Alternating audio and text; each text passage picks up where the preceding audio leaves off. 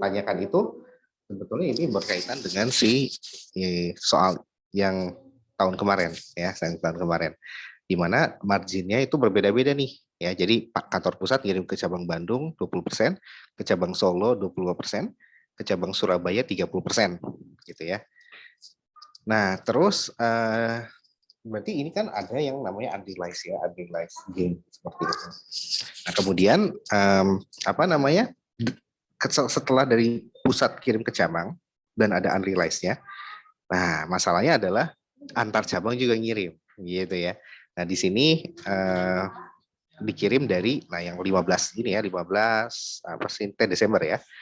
Dari Bandung kirim ke Surabaya. Cabang pengirimnya Bandung, cabang penerimanya Surabaya. Nah, kemudian apa namanya? Solo juga ngirim ke Surabaya. Nah, cuma yang dikirimkan tidak semuanya gitu ya. Nah, oke, gimana cara ngerjainnya? Ya udahlah, kita bahas ya.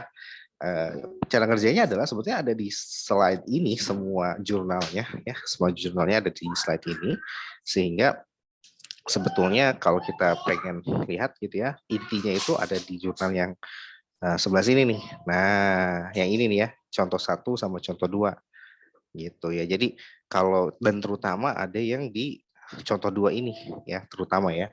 Terutama ada yang di contoh 2 ini. Nah, seperti itu.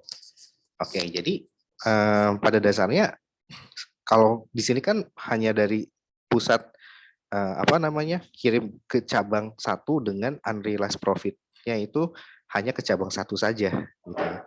Nah, kalau yang soal ujian ini 2 nih semuanya gitu ya. Jadi ke masing-masing cabang dia ngirim dan ada unrealized profit. Berarti nanti ada unrealized profit brand 1, 2 dan 3 gitu. Nah, jadi sebetulnya pengembangan dari contoh 2 ini gitu ya. Jadi konsepnya sama aja. Nanti konsepnya kalau sudah bisa memahami contoh 2, tentunya yang soal ujian ini akan lebih mudah. Nggak lebih mudah juga sih. Akan nyambung gitu logikanya. Kayak kita bahas ya. Oke, jadi kalau di contoh 2 ini berarti kan ketika si pusat kirim ke cabang, maka nanti ada shipment to branch, kemudian juga unrealized profit-nya juga diikutkan gitu ya, berapa persen. Kemudian ada freight in yang dibayarkan juga berapa gitu ya. Nah, kemudian nanti si cabang akan menerima barangnya itu udah including termasuk si unrealized profit-nya. Nah, kemudian freight in-nya ini 3.000 dicatat sebagai freight in gitu ya. Nah, barulah nanti ditutup pada home office ini sebagai penambah modal dari si cabang. Nah, setelah itu gimana? Setelah itu baru si cabang ngirim ke cabang yang lainnya, yaitu cabang 2. Maka dari sini sebetulnya apa namanya? Kita hanya perlu membalik yang 250 dan 3.000 ini. Nah, cuman yang dikirim cuma 30%-nya, berarti ini semua dikali 30% gitu ya. Nah, seperti itu. Nah, setelah itu gimana? Setelah itu ya udah tinggal 30%, 7.000 dan 900 gitu ya. Nah, baru nanti yang dikirim berapa cash-nya? Nah, cash-nya adalah freight in-nya adalah 1.000. Nah, ini jurnal untuk cabang 1. Nah, nanti yang menerimanya baru di yang menerimanya itu sebesar cost-nya nanti shipment-nya. Tapi freight in-nya belum tentu sebesar total freight in yang terjadi. Ini kan total freight in-nya adalah 900 sama tambah 1.000 ya. Nah, karena di sini ongkos yang langsung dari pusat ke cabang itu hanya 2.000, maka ini semua bisa dibebankan gitu ya, menjadi 1.900. Nah, itu aja sih. Nanti kalau di soal yang ini gimana? Nah, kita bahas ya. Oke ya, jadi pada dasarnya nanti jurnalnya itu kayak gini-gini doang nih. Shipment dari kita bahas ya, biar nggak bingung ya. Pertama gini, pengiriman barang dari pusat ke cabang. Nah, pertama cabang penerimanya adalah Bandung, Solo, dan Surabaya. Berarti kita harus satu persatu nih. Apa namanya shipment to brands ke cabang Bandung, gitu ya. Berapa? Nah, di sini harga pokoknya adalah 300.000, ya tuh 300.000. Kemudian ada unrealized profit sebesar berapa? 20%. 20% dikali dengan 300.000, 300 juta. Ya udah nih langsung. Nah, seperti ini ya, 20%. Nah, cuman nanti kalau apa yang tadi dia tanyakan itu sebenarnya pengembangan dari soal ujian ini ya. Tapi itu kemarin ada yang japri juga ke saya sih. Siapa ya namanya? Lupa saya. Intinya adalah memungkinkan kalau antar cabang itu menerapkan menerapkan margin gitu ya. Memungkinkan. Cuman apa ya? Karena yang memungkinkan itu kan secara teoretis ya. Tapi kalau secara apa namanya secara praktek sih buat apa? Karena itu hanya akan menambah biaya, ya. Dia akan menambah ongkos angkut yang pertama. Terus juga toh nanti juga kalau tidak terrealisasi, dia akan kita koreksi, gitu ya. Kita akan koreksi seperti itu di jurnal eliminasi. Nah, seperti itu sih. Nah, makanya dan juga kalaupun yang kedua nanti ada ekses nih biasanya, ya selalu ada ekses seperti itu. Tapi kalau tidak ada ekses gimana? Kalau tidak ada ekses ya berarti dia sudah berhasil melakukan yang namanya transfer pricing ya antar cabang. Nah, seperti itu ya. Tapi memang kalau secara praktek itu tidak terjadi. Kenapa tidak terjadi? Karena justru itu akan menambah beban bagi perusahaan kalau dia menerapkan apa namanya si unrealized profit antar cabang. Jadi nanti ada double counting. Nah, seperti itu. Dan itu ketahuan banget berarti bohongnya gitu. Ketahuan banget bahwa dia berusaha untuk melakukan manipulasi laba. Nah, itu kalau nanti diaudit, itu nanti kalau tidak disertai dengan bukti-bukti yang kuat gitu ya, unrealized profit itu nanti akan dikoreksi. Ya, akan dikoreksi dan nanti auditor akan melakukan atestasi bahwa oh itu ternyata tidak sesuai dengan harga barang wajarnya gitu ya. Ternyata ada profit antar cabang gitu ya. Nah, itu nanti kalau tidak sesuai akan dikoreksi nilainya. Nah, seperti itu. Karena kalau dia tidak sudah jadi temuan gitu ya dan dia tidak memiliki bukti untuk memperkuat kenapa ditambahkan unrealized profit gitu ya, maka nah ini dia nih. Maka catatan opininya akan berkurang. Gitu ya. Kenapa? Karena berarti itu sudah tidak wajar nilai dari si COGS-nya dan inventory-nya gitu. Dan itu kan merupakan unsur terpenting dari bisnis perusahaan. Inventory itu kan unsur terpenting, gitu ya. Nah, jadi kesimpulannya adalah kalau dilakukan ketahuan maka dapat temuan mengurangi opini menjadi wajar dengan pengecualian. Pengecualiannya bisa di mana? Unsur terbesar, gitu. Karena itu sudah pasti apa namanya melanggar prinsip materialitas, gitu ya. Kalau dia melakukan apa namanya markup di harga inventory yang berlebihan gitu ya. Nah, seperti itu. Nah, jadi tidak bijak sih kalau kita melakukan apa kan nanti ada presentasi kelompok atau tugas soal UAS, Pak. Nah, ini kalau nanti tugas UAS yang selanjutnya mungkin ya, kalau yang sekarang mungkin enggak. Karena ini saya telat juga kasih apa namanya? Ya karena ada gangguan teknis ya tadi ya, sehingga saya memulai kuliah ini telat. Gitu ya. Oke, jadi mungkin di next sessions kita coba presentasi ya. Kalau tadi kan niatnya saya pengen presentasi dulu nih kalian nih. Nah, cuman kayaknya nggak akan sempat ya, nanti nggak akan sempat bahas yang konsinyasi. Jadi ya udahlah ini kita coba bahas ya seperti itu. Oke, jadi kesimpulannya adalah secara teoritis bisa terjadi. Oh, Bu Gasta kalau nggak salah yang nanya ya. Secara teoritis bisa terjadi apabila ada markup ya antar cabang ya secara teoritis. Tapi secara praktik itu jarang terjadi gitu ya. Kecuali perusahaan-perusahaannya bencok yang memang dia senang melakukan manipulasi laporan keuangan. Nah, seperti itu ya. Nah, kalau perusahaan-perusahaan besar ya karena kepentingannya beda. Kalau dia perusahaan kecil itu akan semakin rugi kalau dia melakukan markup antar cabang gitu ya. Nah, seperti itu. Tapi kalau perusahaan besar, ya karena mungkin volumenya udah besar, jadi kalau antar cabang juga mungkin nggak kelihatan. Ya, paling tidak dia berusaha untuk melakukan tax avoidance dalam hal ini. Ya, tapi itu pun susah untuk dibuktikan, gitu ya. Susah untuk dibuktikan kalau oleh auditor, ya. Seperti itu. Kalau udah perusahaan besar ya, kalau perusahaan kecil sih masih gampang. Nah, gitu ya. Jadi secara teoris bisa, tapi secara praktik jarang terjadi, ya. Terus kalau misalkan nanti itu gimana, Pak? Ya, prediksi saya sih pasti ada pembengkakan biaya di inventory, ada excess gitu ya. Kemudian excess tersebut kalau perusahaan kadang menutupnya. Jadi kalau financial fraud itu kadang ditutup ke kalau jujur dia ya ke other expense, tapi kalau dia mau disembunyikan biasanya disembunyikan di COGS ya. Nah, jadi excess itu nanti kalau dia terjadi transfer antar cabang biasanya disembunyikan di COGS. Nah, gimana cara jurnalnya ya silahkan dieksplor ya. Karena itu nggak akan keluar di ujian. Saya akan mengeksplor yang akan keluar di yang kemungkinan besar keluar di uji di UAS nanti ya. Oke, yang ini. Pertama, cabang Bandung berarti dia reserve profitnya 20% gitu ya. dari sini. Kemudian cash-nya berapa? Nah, cash-nya di sini berdasarkan tabel ini 2 juta. Oh, udah deh. Terus si Bandung nanti akan mendebit 360, ini 300 sama 60 gitu ya. Break in-nya 2 juta, yang ini, kemudian home office 362 gitu ya. Nah, kemudian cabang Solo berarti nanti si pusat yang catat duluan nih. Sama kayak atas, cuma bedanya di sini diubah brand Solo, si Bantu Solo, UP itu Solo, cash. Kemudian yang diubah apa lagi? Ini nilainya mengacu ke tabel ini. 200 tambah 25 kali 200 ini. Nah, kemudian ditambah dengan cash-nya. Nah, sama deh kayak gini ya. Kemudian yang Surabaya juga sama, ngikutin tabel ini. Jadi sebetulnya jurnalnya mah gampang, cuma pengulang-ulangan doang tuh, shipment, udah deh beres ya. Kemudian yang ini juga sama, shipment, branch, udah beres. Yang satu shipment tuh, yang satu shipment from. Nah, jadi nggak terlalu susah sebetulnya ya, seperti itu. Oke, nah kemudian yang kedua sekarang, ketika beli peralatan yang dibeli pusat langsung dikirim ke cabang pada hari yang sama dan diterima pada hari yang sama. Ya, nah jadi pertama peralatan dibeli di pusat nih ya, berarti ini pusat yang beli nih. Nah, berarti pusat yang nyatet di sini ya.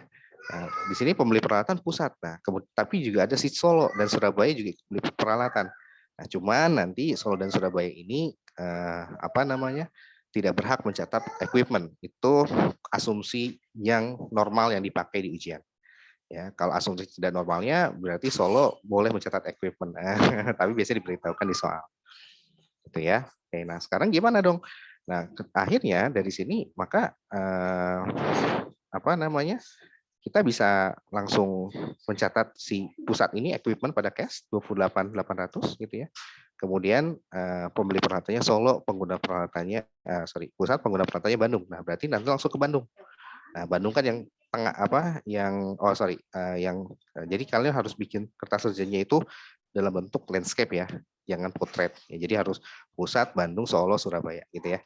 Nah, karena dibeli oleh si pusat, nah si Bandung tidak ada pencatatan di sini, no entry. Nah, atau nanti kalian bisa menuliskan di sini, bisa dicatat dalam memo oleh si cabang Bandung gitu ya. Nah, kemudian si yang kedua Solo yang beli nih. Nah, yang penggunanya juga siapa? Penggunanya Solo gitu ya. Nah, maka si Solo nanti akan mencatat nih home office pada cash 33 juta. Ingat bukan equipment ya, karena di sini tidak boleh si cabang itu mencatat equipment gitu ya. Nah, maka si pusat lah yang akan mencatatkan itu sebagai equipment. Tapi kreditnya adalah brand Solo karena ini untuk menandakan Solo yang membeli si equipmentnya gitu ya. Nah, jadi kalau untuk yang beli pusat equipment cash, kalau yang beli cabang equipment brands. Nah, yang Surabaya gimana? Sama. Yang Surabaya equipment brands Surabaya gitu ya. Nanti tinggal dipindahkan di Surabaya sini home office pada. Nah, gitu deh kan. Jadi intinya adalah nggak terlalu susah sih sebetulnya ya. Nah, kalau untuk si jurnal pusat dan cabang ini. Nah, baru nih kita bermain di ketika pengiriman antar cabang ya. Nah, ketika pengiriman antar cabang, maka di sini cabang mengirim ke Surabaya ya. Jadi cabang Bandung, cabang penerimanya Surabaya. Nah, maka di sini kita tanggal berapa ini teh 15 ya. Maka di sini ya kita langsung ke cabang Bandung dulu. Yang pusatnya belakangan ya, jangan kita sentuh dulu. Jadi cabang Bandung dulu. Nah, jadi shipment from home office. Nah, berapa nih? Berarti di sini 25%. 25% dikirimkan ke cabang Surabaya. Ya, 20% dari apa? 20% dikalikan, nah 300 juta gitu ya. Yang atas tuh, ya. Kan sudah ada shipment from, ya. Yang ini nih 300 juta, ya. Nah, berarti apa ya, Bro? Yang sudah langsung aja 20% dikali 360. Nah, berarti freight in-nya juga sama, 20% dikalikan 2 juta. Cash-nya juga, nah cash-nya berapa? Ya, cash-nya di sini ada. Cash-nya adalah biaya pengiriman yang dibayar cabang pengirim. Gitu ya. Pengirimnya siapa? Bandung. Ya, 2,8 ya. Nah, maka di sini 2,8 langsung. Ya. Nah, biaya normal pengirimannya berapa? 3 juta. Oke, nah, nanti kita hitungkan dulu deh. Terus gimana? Terus udah gitu baru di sini kita pindah ke si cabang Surabayanya ya. Nah, berarti cabang Surabaya akan mencatat shipment from home office ya sebesar 90 juta gitu ya. Nah, seperti itu ya. Nah, kemudian biaya maksimal kan tadi adalah 3 juta. Nah, kita hitung dulu nih. Ya, di sini 500.00000 ditambah dengan 2,8. Ya, kita tambahkan Nah, sama dengan 3,3. Nah, berarti itu sudah melebihi threshold-nya. Threshold-nya adalah 3 juta. Maka break-in yang dibebankan di cabang Surabaya adalah 3 juta. Nah, ditutup pada home office. Nah, gitu deh. Nah, kemudian gimana? Jadi antar cabang cuma 2 doang nih, Bandung ke Surabaya sama Solo ke Surabaya. Nah, barulah kita beralih ke pusatnya. Nah, kantor pusat gimana? Maka kantor pusat di sini dia akan mencatat dulu nih yang brand Surabaya gitu ya. Brand Surabaya, kenapa? Kita catat yang home office dulu nih. Home office, ini home office gitu ya. Nah, untuk yang Surabaya, yang home office-nya bertambah berapa? Di 93. Untuk Bandung, home office-nya, iya benar ya, berkurang 93,3. Nah, berarti brand Surabaya, equity method ya, kalau equity cabang naik, maka aset si pusat naik ya. Maka brand Surabaya di debit, brand Bandung di kredit. Sisanya adalah ekses. Nah, inilah yang saya maksud dengan ekses. Nah, nanti kalau ternyata antar cabang itu menerapkan yang namanya markup gitu ya, maka nanti via pusat dulu gitu ya. Ingat, via pusat dulu ya. Nanti ada unrealized tambahan nih yang pusat catat gitu ya. Karena nanti si cabang itu tidak boleh mencatat adanya unrealized gitu ya. Tetap pusat yang mencatat unrealized gitu ya. Oke. Oke, ini jadi penuh dengan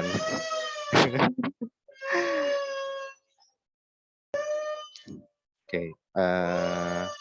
Setelah itu gimana? Setelah itu oke, udah nggak concern ya gue. Bentar, Oke, apa ya? Tadi sampai mana? Oke, jadi sampai sini aja. Jadi kalau nanti ternyata ada antar cabang juga menerapkan markup, maka di sini nanti markupnya ditambah, gitu ya, sama seperti halnya ini. Gitu ya. Jadi markup dari cabang Surabaya ke cabang Bandung ke cabang Surabaya misalkan ya, seperti itu. Ya. Yang mencatat siapa? Pusat, bukan si cabang. Nah, gitu ya. Dan nanti biaya yang dikirimkan ke cabang Surabaya, shipment-nya berarti akan bertambah sebesar markup-nya tadi antar cabang. Gitu ya. Misalnya 20%, maka nanti si shipment from HO yang dicatat oleh Surabaya akan bertambah sebesar 20% juga. Gitu ya. Nah, sehingga di dalam shipment from Surabaya ini udah ada unrealized dari pusat dan unrealized dari cabang Bandung. Gitu ya. Nah, seperti itu. Nah, tinggal diatur aja nih jurnalnya ya. Nanti silakan kalian ulik ya.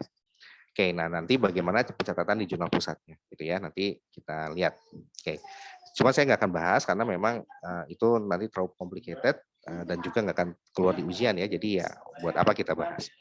Oke, nah kemudian ini yang kemungkinan besar keluar di ujian karena ini 2 tahun berturut-turut, tahun sama sampai dengan tahun kemarin seperti ini pola soalnya ya. Maka kalian harus paham dulu yang ini nih, gitu ya. Baru nanti mau explore bagaimana kalau antar cabang itu silakan explore sendiri ya, masing-masing. Oke, nah sekarang bukannya saya nggak mau bahas ya, cuma nanti bisa panjang gitu. Sayang kalian waktunya ya. Oke, sekarang apa namanya? Kita lanjutkan. Nah, setelah branch-nya kita tutup, ya selanjutnya apa? Ingat atasnya nih ya. Ya, apa namanya? Shipment-nya harus kita hapus, kemudian UP-nya juga harus kita hapus ya. Nah, maka di sini shipment to Bandung berapa yang kita hapus? Sebesar 20% ya. Karena kan sesuai soal 20% ya. Nah, kemudian kita munculkan shipment to Surabaya. Nah, unrealized profit-nya juga sama, kita hapus ya. Sebesar 20%-nya kita hapus ya. 60 juta. Nah, seperti itu ya, kita masukkan ke yang Surabaya. Nah, udah deh kayak gitu ya. Nah, sisanya ini akan sama ya seperti itu. Nah, kemudian kalau transfer yang Solo juga nanti sama logikanya dengan yang cabang Bandung ya. Jadi intinya ini paling mudah di antara semua soal UAS. Jadi kalian harusnya bisa maksimal nih di sini ya. Seperti itu. Jangan sampai salah gitu ya. Karena lumayan nih gede nilainya 20 poin ya. Oke. Nah, kemudian baru ketika pengiriman uang sama konsepnya dengan pengiriman barang, cuman ini lebih mudah gitu ya. Ya, jadi kalau misalkan dari sini contohnya ya pusat pengirimnya penerimanya Bandung ya, maka branch Bandung pada cash, nanti cash pada home office. Nah, kalau antar cabang misalkan dari mana nih? Dari Bandung ke Solo ya. Nah, yang ini nih. Kalau antar cabang maka di sini ya home office yang berkurang ya. Home office pada cash 60 juta.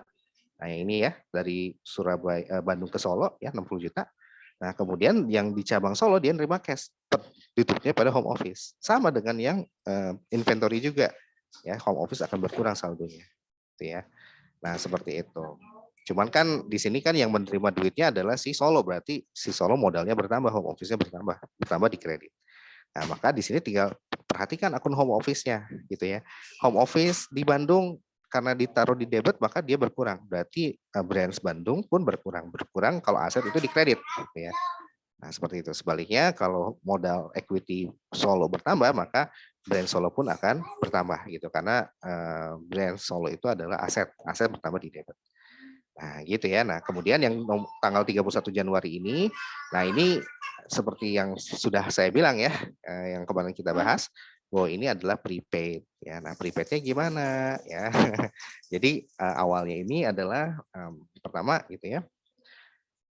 Dia beban asuransi untuk 1 tahun 6 juta. Beban iklan adalah 4 juta. Ini semua dibayar di muka. Ya, kedua beban tersebut dipakai di 2020 dan akhir tahun dialokasikan ke pusat cabang. Ya, nah, alokasinya 5221. Ya udah deh gampang. Ya berarti apa namanya? Kita satu-satu nih. Ya, yang 6 juta dulu yang asuransi. Nah, berarti asuransi ke cabang mana dulu nih? Bandung adalah berapa nih? Adalah 2 ya. 2 dibagi berapa? 5 tambah 2 tambah 2 tambah 1. Gitu ya. Jadi 2/10. Nah, ya 2/10 kali 6 juta. Ya, seperti itu. 20% kali 6 juta. Dan Solo juga sama 20%, Surabaya 10% ya. Nah, sisanya apa? Sisanya adalah 5/10 atau 50%. Itu dibayar oleh si pusat sendiri ya, menjadi bebannya pusat sendiri. Maka dicatat oleh pusat advertising expense. Oh, udah deh beres, sisanya pada prepaid advertising ya. Ya ini juga prepaid insurance ya, karena dicatat dengan pendekatan aset dua-duanya ya. Nah, seperti itu. Nah, barulah ketika penyusutan, maka yang mengakui penyusutan bebannya itu ya dicatat di cabang yang menerima peralatan gitu ya, yang menggunakan peralatan. Nanti akumulasi depresiasinya baru dicatat oleh pusat. Oh, udah deh beres. Jadi intinya ini logika dan mudah, sederhana, nggak begitu susah ya. Oke, sampai sini dulu ada yang tanyakan terkait dengan pembahasan soal UAS yang pusat cabang? Sambil saya minum dulu.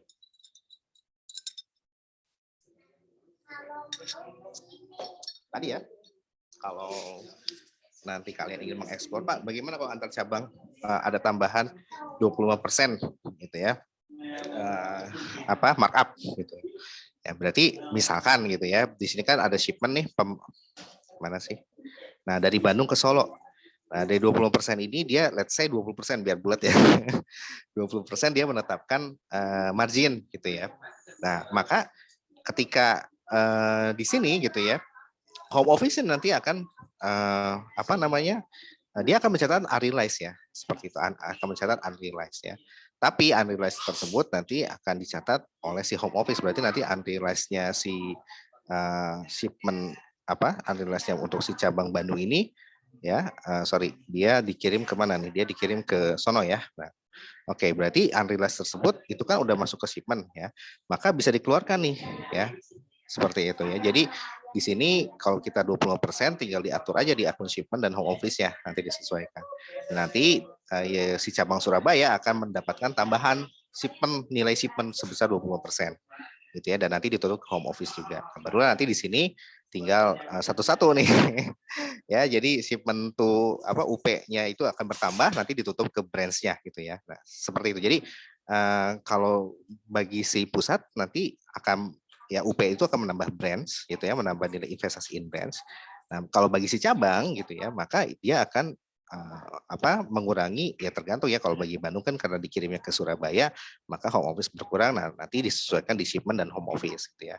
Ya gitu-gitu aja. Nanti Surabaya juga akan disesuaikan di akun shipment dan home office gitu ya.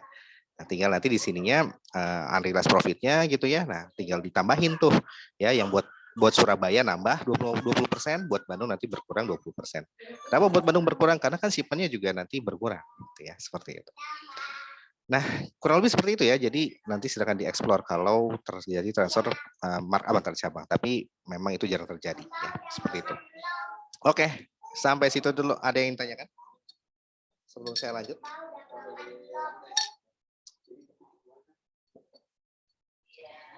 Gampang Mau kan? tanya Pak. Silakan Azri. Kemarin saya ketemu soal di workbook itu ada kayak antar cabang melakukan penjualan tapi ada syaratnya gitu Pak. Syaratnya kayak 2/10. Terus Oh, ini 30-nya itu kayak gimana Pak jadinya? nah itu kembali lagi kepada konsep periodik dan perpetual ya. Kalau di kita nanti berarti harus tahu dulu apapun AKL, AKM ini gimana tuh. Nah, jadi nanti ketika dia transaksinya, karena gitu kan kalau pusat cabang ini menggunakan asumsi periodik ya, periodic inventory system. Ketika kita menggunakan periodic inventory system, maka ya yang namanya ketika ada diskon gitu ya, maka diskon itu nanti purchase diskon ya. Nah, purchase diskon itu nanti akan mengurangi nilai dari si inventory gitu ya, nilai dari si inventory. Ya, berarti ketika kita pencatatannya gitu ya, coba kita lihat deh. Ketika kita pencatatannya ya, pencatatan dalam hal ini pembelian ya kalau tidak salah ya. Pembelian dengan menggunakan antar cabang atau apa nih? Pembelian kalau antar cabang bukan pembelian soalnya, pengiriman. Ya, dan tidak ada akun payable yang digunakan ya. Nah, saya belum lihat di workbooknya, nanti deh saya lihat. Nah, misalkan si ini kembali ke jurnal yang awal ya. Nah, sorry. Nah, ini ya. Kok nggak ada? Nah, ini ya. Nah, misalkan cabang. Jadi kalau awalnya dulu ya, misalkan si purchase ya, si pusat membeli atau mau cabang langsung. Masih Pak, Ya. cabang melakukan penjualan Pak. Oh, penjualan ya.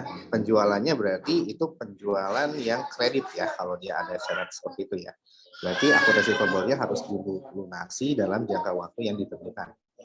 Ya, saya mana ya? Ya. Nah, maka di sini jadi kan hanya berkaitan dengan akun receivable saja. Nah, kalau misalkan dia syaratnya itu adalah 2/10 ya, N/30, artinya dia akan melunasi dalam waktu 30 hari gitu ya. Nah, kalau dia melunasi dalam waktu 10 hari maka dia dapat diskon 2%. Nah, ini namanya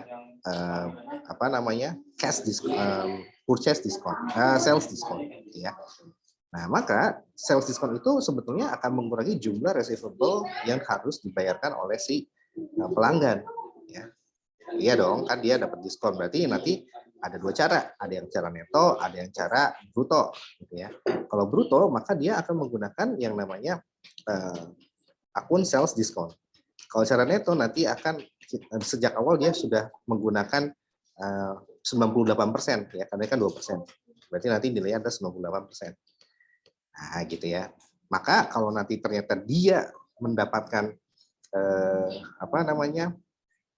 si konsumennya atau pelanggannya itu membayar hutangnya atau piutangnya itu dibayar di luar 10 hari ini sejak tanggal penjualan, maka dia akan mencatatkan sales discount forfeited. Gitu ya. Akan mencatatkan sales discount forfeited. Nah, sekarang mau yang mana dulu nih? Kalau yang bruto, yang gampang dulu ya. Maka nanti kan sebetulnya dia akan jurnalnya itu cash gitu ya. Kemudian dia di sini ada sales discount gitu ya, baru pada AR. Nah, gitu ya. Jadi sebetulnya cash yang dibayarkan itu dia tidak akan sebesar tidak akan sebesar misalkan 100 gitu ya. Nah, dia hanya akan membayarkan 98%-nya aja gitu ya. Berarti cash yang keluar nanti hanyalah 98 doang. Maka ini 98, 2 ini adalah si 100 gitu ya. Jadi pada dasarnya si sales diskon ini gitu ya, pada dasarnya ya dia sebetulnya akan bukan mengurangi cash loh ya sebetulnya. Dia sebetulnya akan membuat kita itu menambah si AR-nya ini gitu ya, menambah si AR ini. Tapi kalau nanti kalian buka lagi ya, buka AKM-nya ya. Pada dasarnya kalau dia let's say dia berada di periode yang 10 hari maka si cabang akan mendapatkan cash sebesar 98 gitu ya. Nah, 98 inilah yang nanti gitu ya akan apa namanya dikasih ke si kantor pusat memonya. Ya, memonya. Karena kenapa? Karena kan cabang ini nanti dia membuat laporan keuangan tersendiri. Nanti dia akan ada income from branch nanti. Nah, gitu ya. Sehingga ini sebenarnya tidak berpengaruh ke pusat. Pusat nanti ujungnya hanya akan menerima apa namanya itu? Menerima income from branch-nya saja gitu. Ya, jadi gain bukan gain sih, jadi income from branch ya, branch income. Nah, gitu sih. Jadi ini sebetulnya lebih ke arah si pencatatan di cabangnya aja. Ya udah nanti cash pada sistem pada gitu ya. Nah, kalau dia pencatatannya dengan pencatatan neto ya, maka langsung nih cash ya pada AR. Nah, hanya saja ya di apa di pencatatan AR awalnya dia bukan 2.000 ya, bukan 2.000 tapi 98% dikalikan dengan 2.000. Berarti berapa tuh ya? Tinggal kaliin aja lah ya. Nah, seperti itu. Nah, nanti kalau dia dibayar di luar jangka waktu 10 hari, nanti akan muncul sales discount forfeited. Nah, seperti itu ya.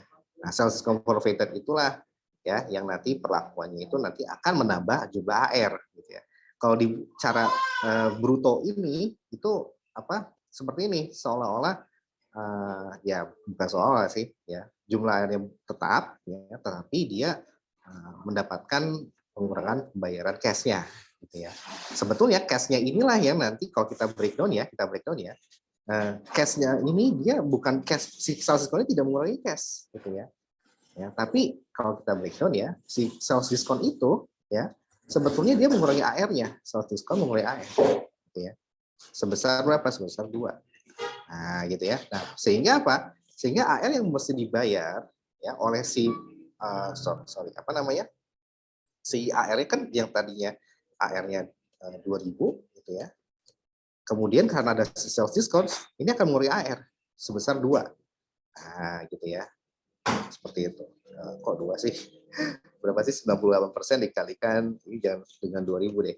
Ini kita 1.000 aja biar gampang pengalinya ya. Oke, ini 1.000 ya.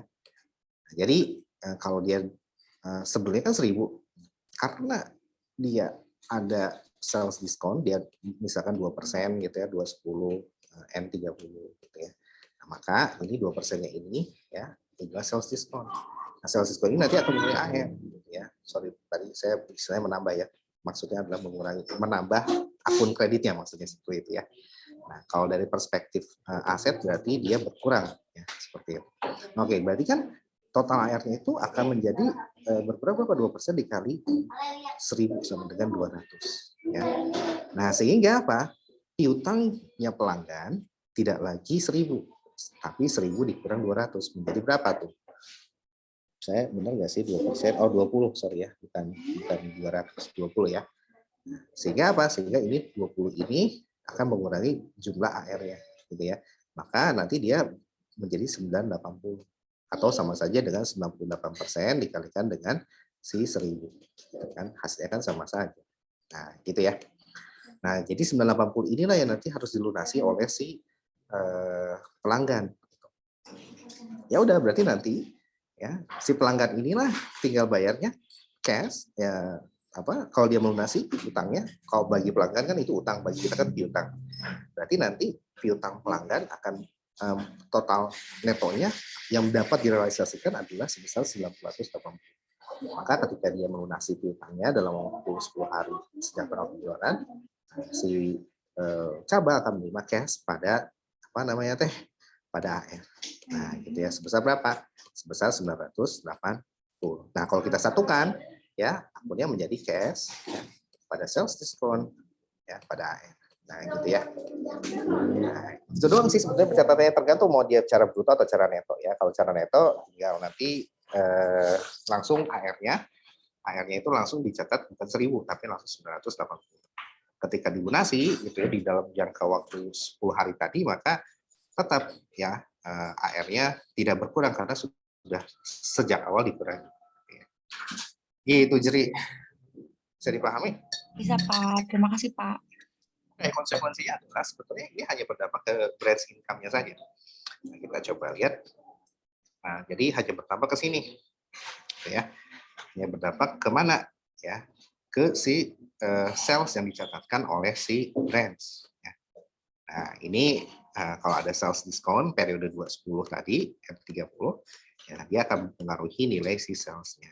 Gitu ya. Sebetulnya, Pak, bukannya kita rugi? Ya emang jadinya rugi kan, sales diskon bisa si debit. Ya, ini adalah sebetulnya rugi, loss sebetulnya ya. Cuman kita bahasakan dengan istilah sales diskon.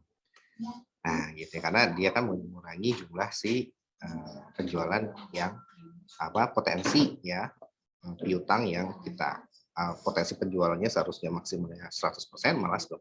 Nah gitu. Jadi hanya berkurang mengurangi jumlah si sales. Yang di bawahnya ini ada nih sales discount. Ya kalau dia dengan pendekatan bruto gitu ya. Nah, kalau dengan pendekatan neto ya ini udah net aset net sales berarti ya, bukan sales gross sales. Oke. Kita lanjutkan ya ke konsinyasi ya. Oke, jadi kita lanjutkan ke konsinyasi. Ya, jadi sekarang ada perbedaan antara konsinyasi dengan si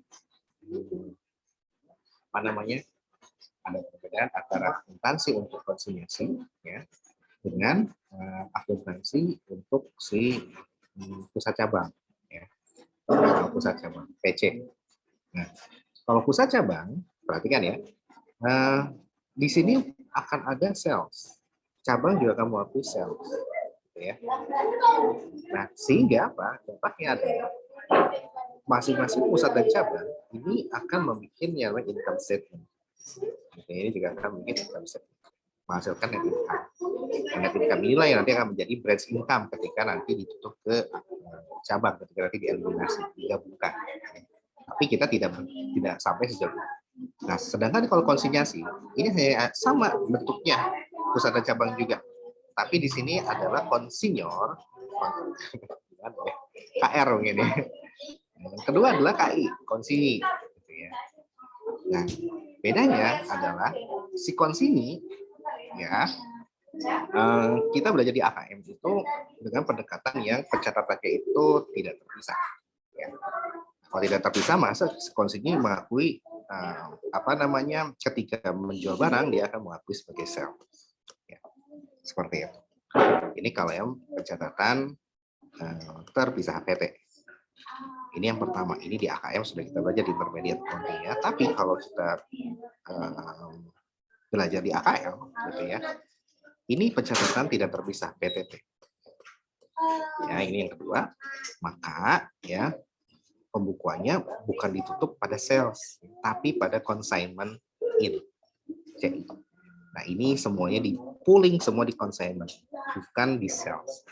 Nah, yang akan keluar di ujian yang mana? Yang akan keluar di ujian adalah yang consignment. Yang kedua ya.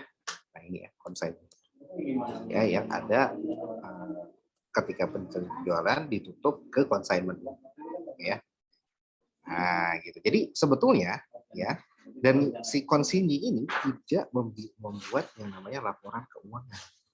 Jadi beda dengan pusat dan cabang. Kalau pusat dan cabang masing-masing memiliki laporan keuangan. Tapi kalau konsinyi ini tidak memiliki laporan keuangan, gitu ya. Nah, yang memiliki laporan keuangan hanya si konsinyornya. Seperti itu. Karena ini kan titipan. Ya, akadnya adalah akad titipan. Atau bahasa Islamnya itu ijaroh. Ijaroh apa namanya? Wadiah ya, titipan. Nah, sehingga gimana? Apa yang harus dilakukan? Ya. Nah, pertama, berarti ini hanya melibatkan sama ya, ini adalah pengayaan terkait penjualan. Penjualan oleh suatu perusahaan bisa dengan memaksimalkan cabang, bisa juga dengan konsinyi ini titipan, atau yang biasa kita kenal adalah dengan membuat anak, hidup anak atau dari holding. Nah ya, kita belajar bentuk ketiga, yaitu yang KI in konsinyi ya. Oke. Nah, artinya kalau antara si kita gitu ya dengan si konsinyor dan konsinyi ya, ini merupakan suatu entitas yang tidak terhubung ke si konsinyor. Itu normalnya ya, asumsi yang kita pakai. Tapi kalau pusat dan cabang ini kan adalah 100% dimiliki satu entitas gitu ya. Satu entitas, laporan cabang itu hanya kontretan saja ya. hanya koretan saja, tidak diterbitkan. Beda kalau induk anak, masing-masing bisa menerbitkan laporan keuangan, gitu ya. Jadi ini konsolidasinya, ini ada income statement, ini ada income statement. Nah, kalau di pusat cabang ini ada income statement, tapi koretan. Yang keluar publikasi cukup si pusat saja, jadi income statement cuma satu. Kalau induk anak income statement-nya ada 2. Ya, IBN setelah baik sebelum maupun setelah konsolidasi. Nah, kalau si pusat cabang sebelum sama sesudah tetap satu. Ini sebagai memo aja, laporan pembantu saja. Dari apa? Dari sales-nya si pusat. Sekarang yang kedua, kalau konsinyur dan konsinyur ini titipan, tidak terhubung antara konsinyur dan konsinyur. Ya, sehingga tidak ada tuh pengiriman equipment, tidak ada juga ya shipment antar konsinyur, intinya nggak ada. Ya, jadi bentuknya hanya melibatkan 2 pihak saja, antara konsinyur dan konsinyur saja. Nah, gitu ya. Oke, sekarang kita bahas. Nah, di sini ya kita sudah mengenal 2 tipe pencatatan, ada yang PT, pencatatan terpisah, ini sudah di AKM, tidak akan saya sebut lagi. Ada yang tidak terpisah, inilah yang konteksnya AKL atau di advance ya. Nah, ada yang selesai dan ada yang belum selesai ya. Nah, sekarang yang akan keluar ujian yang mana? Yang belum selesai tentu. Ya, ini akan keluar di ujian. Kalau yang selesai ini sebagai konsep dasarnya saja. Ya, sama. Kalau yang pusat cabang juga sama. Ada yang terjual seluruhnya, ya, ibaratnya selesai. Ada yang tidak terjual seluruhnya, ini belum selesai. Kalau belum terjual seluruhnya, berarti nanti si cabang akan melakukan inventory. Nah, si konsinyur gimana? Ya, si konsinyur ketika belum selesai seluruhnya, maka tetap ya inventory-nya akan dicatat oleh si konsinyur. Akan dikembalikan nanti inventory-nya ke si konsinyur. Jadi si konsinyur kalau misalkan ada sisa barang yang dijual itu bisa dikembalikan, gitu ya. Tapi langkah kedua disimpan oleh si konsinyur juga boleh, gitu ya. Jadi kalau konsinyur dan konsinyur ya. Jadi bisa 2 cara, bisa pengembalian atau tetap disimpan oleh si konsinyur. Nah, kalau tetap disimpan di sini, maka nanti diberitahukan dengan memo ya oleh si konsinyur bahwa ini barangnya masih ada sisa loh. Nah, baru nanti si konsinyur akan mencatat berapa ya yang masih tersisa, gitu ya, masih tersisa, gitu ya. Nah, seperti itu. Oke. Nah, fokus kita adalah ke pencatatan yang terpisah ya. Oke, pertama ini nanti kalian baca ya, ini ya kenapa harus konsiliasi gitu ya. Kalau di AKL ini nggak akan keluar ya. Kalau di AKL langsung jurnal, tapi kalau di AKM ini harus dibaca nanti keluar. Ya, jadi saya nggak akan jelaskan. Nah, di sini ada yang terpisah sama tidak terpisah. Ya, jadi kalau yang dicatat terpisah,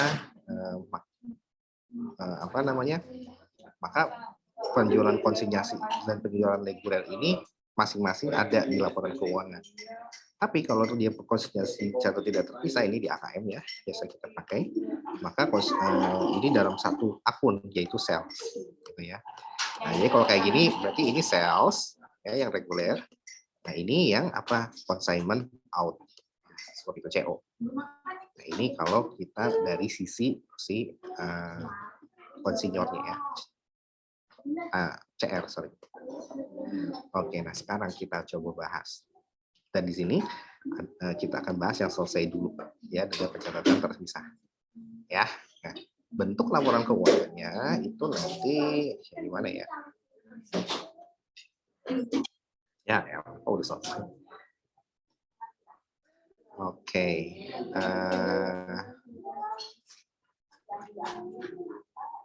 Ini belum selesai. Bisa. Nggak ada ya di sini. Oke, ya. Oke, ini nanti kita sambil jalan deh ya.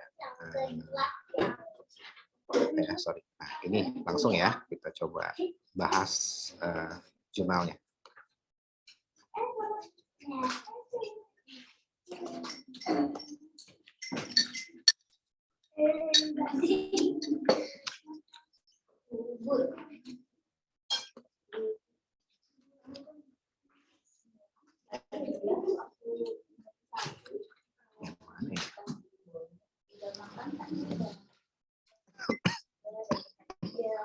Oke,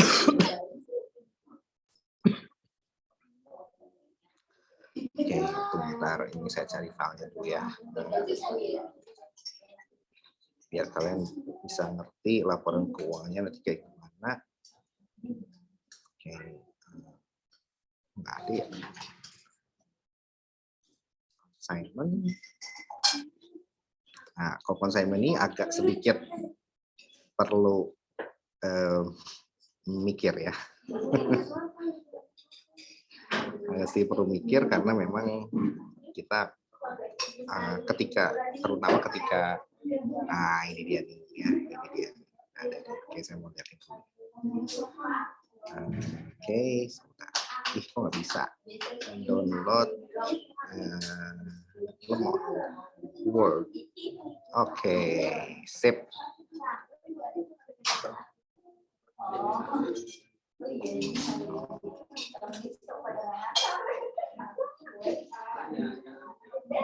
Bentar ya.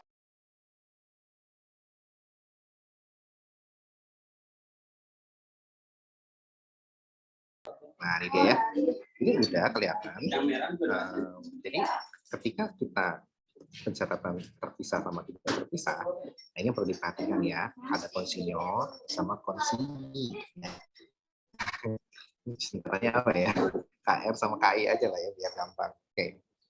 Yang pertama konsinyor. Jadi kalau tadi ya, kalau dia catatannya terpisah, kita yang digambar ini kita nanti dulu ya, kita coba tutup dulu ya. Ya. Oke ya. Jadi pertama adalah seperti ini. Kalau dia terpisah, maka di sini tetap ya. Jadi kalau konsinyor penjualan selain dia kan ada dua jenis penjualan, yang reguler gitu ya, sama yang kedua adalah konsinyasi. Nah yang reguler itu yang ini nih 4.000 ya. Nah tambah begini inventory, tambah purchase. Nah yang 500 ini adalah yang konsinyasi. Artinya sebagian inventory dia ada yang dikirimkan ke si konsigni gitu ya. Nah berapa 500? Nah seperti itu. Kemudian dijual 850 oleh si konsigni. Jadi dia menetapkan harga. Nah ini seperti di OL Shop nih ya. Jadi kalau di OL Shop itu sebetulnya ini persis banget ya. Jadi kalau kalian tahu namanya OL Shop itu ada marketer, ada agen, ya itu persis banget tuh agen penjualan sama kayak pusat dan cabang. Nah ada yang titipan, gitu ya. Nah marketer itu biasanya dia ada yang nyimpen barang, ada yang enggak. Nah kalau yang nyimpen barang itu konsinyasi bukan cabang, gitu ya. Tapi kalau marketer itu jadi agen maka dia menjadi sales agent.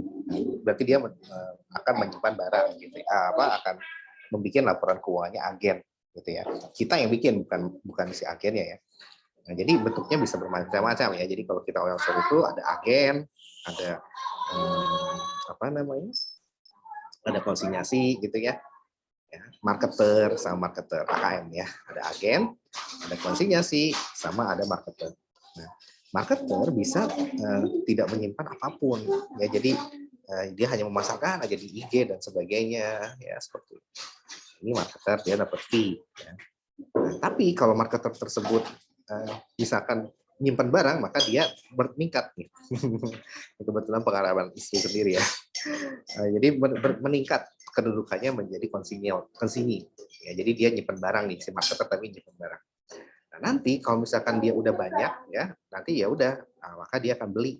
Nah, kalau agen ini dia ada inventory tapi dibeli oleh beli putus gitu ya, maksudnya itu si agen inilah yang membeli inventornya dari kita.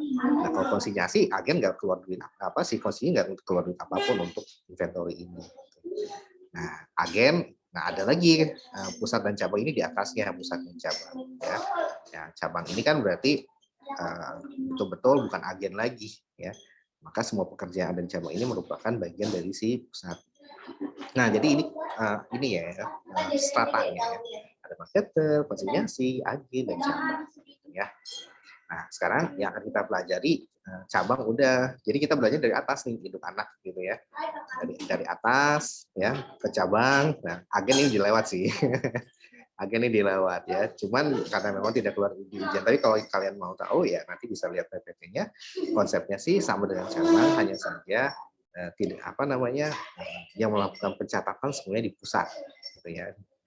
Kalau ini kan cabang ini yang melakukan pencatatan di cabang, ya. Kalau agen yang melakukan pencatatan semuanya di pusat. Jadi nanti si agen nggak bikin jurnal apapun, gitu ya. Cukup memo aja. Nah, memo itulah yang menjadi bukti bagi pusat untuk melakukan jurnal, gitu ya. Nah, seperti itu. Jadi itu agen. Nah, kalau konsinyasi ya cuma titipan, ya cuma titipan. Nah, sekarang kita lihat. Sekarang di sini kalau satu tadi apa reguler ya. Yang kedua adalah konsinyasi ya. Kalau dia reguler, maka yang 4.000 ini ya, 4.000 inilah penjualan reguler. Nah, ketika konsinyasi, maka ada sebagian inventory yang dikirimkan ke konsinyasi, maka ini berkurang tuh merchandise on consignment 500 ya. Nah, sehingga struktur dari si income statement-nya menjadi sedikit berubah ya. Ada 1.000 ya, kalau nanti kita gabungkan dengan pusat, ini nanti di sini ada shipment, kalau dia pusat berarti shipment to gitu ya, shipment to. Ya, seperti itu. Nah, jadi kalau dia cabang berarti shipment from. Jadi ini masih nyambung sih, mirip-mirip lah. Oke. Nah, tapi kalau bisa konsinyasi semuanya di konsinyur ini, maka dan dia terpisah, maka dicatatnya sebagai merchandise consignment. Ya. Kemudian, nah di sini berarti dalam gross profit reguler ini sudah excluding dari si merchandise on consignment. Nah, itulah kenapa dinamakan terpisah, gitu ya. Sehingga apa? Sehingga nanti di sini dia akan mencatat consignment income. Ya. Nah, 95. Jadi total misalnya dia jual 850 per unit. Ya. In the end, kalau dia terjual semua, tidak 850 ya yang kita berhasil dapatkan sebagai sales. Tidak sedemikian. Kenapa? Ya, karena nanti kan 850 dikurangi dengan 500 ya. Ini menjadi 3,5. Nah, tetapi lihat harusnya 350 kalau tanpa konsinyasi. Tapi dengan adanya konsinyasi maka berkurang tuh dari 3,5 menjadi 95. Nah, gitu ya. Nah, sekarang buat apa kalau gitu dilakukan konsinyasi? Wong kalau jual sendiri lebih untung. Jawabannya itu kalau berhasil menjual sendiri. Ya. Dilakukan konsinyasi karena ya karena si konsinyi itu memang ya tempat orang orang itu percaya sama si konsinyi, akhirnya banyak membeli produk dari dia. Nah, akhirnya kita nitip gitu di situ. Nah, contohnya di mana? Contohnya ya kalau saya contohnya ya, contohnya itu kemarin di BUMDes nih ya, ada BUMDes Pacitan. Pacitan itu sebenarnya ada usaha batik ya. Nah, usaha batik itu, nah gimana caranya agar gitu ya, agar si BUMDes ini bisa memberdayakan masyarakat desa agar mereka bisa mendapatkan pekerjaan sehingga orang desa itu nggak usah keluar dari desanya, cukup kerja di situ, menghasilkan duit dari desa. Nah, gimana caranya? Ini mengeceng bisnis batik. Ya udah, kalau kemarin kita propose, ya kalau mau, gitu ya, kalau mau joinlah dengan si usaha batik ini, gitu ya. Nah, kita beli berapa produk. Ya. Nah, kemudian produknya kita beli, terus kita balikin lagi tuh ke si toko batik ini untuk sekalian dijualin, gitu. Nah, itu namanya konsinyasi ya. Jadi kita beli 100 produk gitu ya, kemudian kita titipin ke si toko batik ini untuk minta dijualin sekalian. Sehingga ini 100 produk ini akadnya adalah konsinyasi. Nah, maka ini real case ya, kemarin persis menurut saya kalau kita di UMKM di sektor real gitu ya, ini transaksi ini paling banyak konsinyasi, agen, cabang itu paling banyak ya. Jadi sebetulnya kalau kalian salah di AKL ini harusnya harusnya memang kalian dapat AKL dulu baru bisa KTTA harusnya ya. Biar apa? Biar nanti ketika KTTA itu kalian bisa mengambil topik ini. Topik terkait konsinyasi. Karena ini banyak ditemui. Kalau kata kayak di UMKM pakai SKMKM, aduh SKMKM pasti ada yang namanya konsinyasi, pasti ada yang namanya agen. Itu nanti dijadikan satu dengan laporan keuangannya UMKM, gitu ya. Oke, nah sekarang balik lagi ke sini. Oke, nah sehingga potensinya sebetulnya dari 350 kalau berhasil terjual kan 3,5. Tapi mungkin inventory turnover-nya menjadi lama. Turnover itu apa? Artinya periode untuk menjual inventory senilai 350 ini ya yang berpotensi menghasilkan cuan gitu ya, potensi cuannya itu 350, bisa jadi inventory turnover-nya terjual semua ya selama let's say mungkin 12 bulan gitu kan. Tapi kalau dia sudah melakukan konsinyasi, mungkin tidak 12 bulan. Ya, mungkin cuma 1 bulan. Artinya kalian bisa lipat gandakan. Gitu ya. 1 bulan mungkin udah terjual. Nah, makanya tes the water dulu, tes market itu penting. 95 ini berhasil diperoleh dalam waktu berapa lama? 1 bulan, Pak. Daripada nunggu 12 bulan dapat 350. Mendingan kamu ya nitipin aja ya. Tiap bulan ini kan udah ketutup nih. Ya paling 4 bulan udah balik modal ya. Kalau dalam waktu 12 bulan berarti udah berapa tuh? Ya udah 3 kali lipat. 3 dikali 350. Ya. Seperti itu. Kenapa 3 kali 350 ya? 4 bulan aja bisa balik modal, ya kan? Setahun kan ada 12 bulan ya, berarti 4 kali 3 gitu ya. Berarti potensinya justru akan lebih besar dari 350 kali 3 berarti. Ya 700 ya. Nah, artinya apa? 1050 gitu ya. Artinya apa? Selisihnya. Nah, ini potensi bisnisnya itu adalah 700 gitu. Gitu ya. Jadi kalau kita be smart dalam hal melakukan kebijakan konsinyasi. Jadi kalian bisa diteliti nih sebetulnya ya ketika kalian bikin KTTA seharusnya ya. Ini bisa lihat nih kalau ibu ada nggak nih yang penjual yang paling banyak. Nah, sama di istri saya juga bikin aerosol itu buka konsinyasi juga gitu ya, konsinyasi barang lain. Nah, seperti itu. Nah, artinya apa? Karena mungkin si konsinyi ini memang sudah terpandang dan memang dia toko yang bagus, gitu penjualnya banyak, nah jadi target untuk titipan. Nah, seperti itu. Nah, makanya ini bisnis untuk UMKM ini penting banget untuk menguasai hal ini. Jadi kalian menganalisis bisnis itu melihat, oh potensinya sekian, lihat inventory turnover-nya. Kalau misalkan selama ini jadi diwawancara dulu gitu ya. Ini saya di kita nggak kayak gitu ya. Kalau di Unpad tuh kayak gitu. Jadi ketika akuntansi itu tidak hanya di kelas, jadi betul-betul dipraktekkan ke sekitarnya UMKM, industri UMKM sekitarnya. Nah, jadi betul-betul dipraktekkan. Oh, kalau misalkan kita mau mengembangkan bisnis dengan konsinyasi, kita lihat nih peluangnya berapa. Ditanya dulu ya, selama ini kalau barang ini terjual berapa lama. Ya, kalau kita titipin tes market dulu, oh ini bisa terjual lebih cepat. Nah, dihitung potensi kalau misalkan perputarannya itu karena lebih cepat, berarti bisa menghasilkan cuan berapa. Nah, maka kita bisa make decisions. Oh, ya udah kita bisa propose gitu. Atau pemilik UMKM tersebut, silakan dikonsinyasikan. Ini hitung-hitungannya, ini prediksi kita. Gitu. Kan itu jadi mahasiswa STAN itu udah dirancang harusnya kayak gitu ya.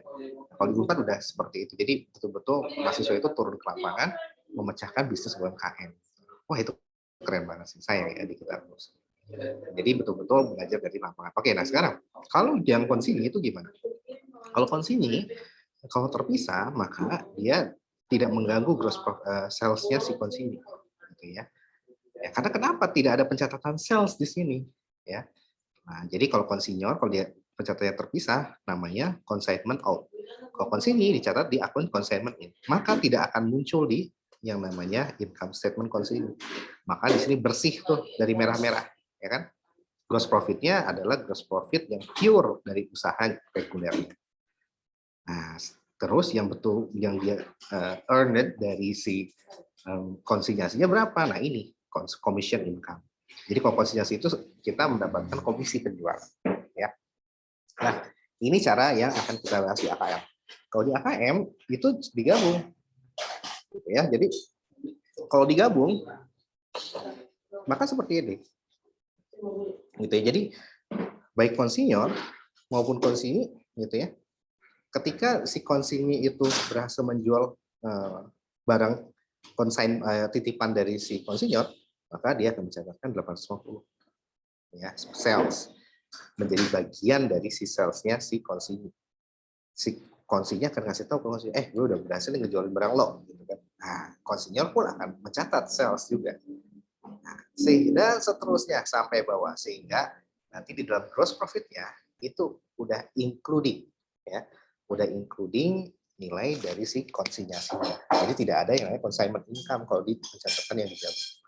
Nah, sama di konsinyasi juga sudah including commissions-nya seperti itu. Kalau yang digabung ya, kita lihatnya.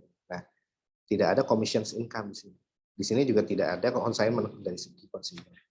Ya, consignment income tidak ada. Kalau dari segi consumer tidak ada yang namanya commission. Karena semuanya sudah masuk ke dalam mana itu? Gross profit-nya ya. Gross profit-nya yang ini nih. Nah, di sini. Seperti itu. Nah, kurang lebih seperti itu. Sekarang fokus bahasan kita yang mana? Yang terpisah. Ya. Nah, terus gimana Pak? Oke, kita mainkan ya. Kita mainkan. Contohnya adalah mana ya? Nanti kita latihan soal juga. Oke, nah ini cuman contohnya seperti ini ya. Jadi nanti ketika ada yang selesai ya, ada yang belum selesai. Nah ya, ini yang belum selesai. Nah, nanti kita coba bahas untuk latihannya ya, mudah-mudahan sempat. Oke, nah nanti coba kita lihat pencatatan yang terpisah ya. Oke, jadi sekali lagi di sini saya hanya akan membahas yang ya, tapi nggak apa-apa deh. Oke, pertama kita akan bahas yang terpisah dan dia berhasil terjual seluruhnya atau kita namakan dengan selesai. Ya, jadi kalau ya ini teng-tong mulu, pasal udah di stop deh teng-tong.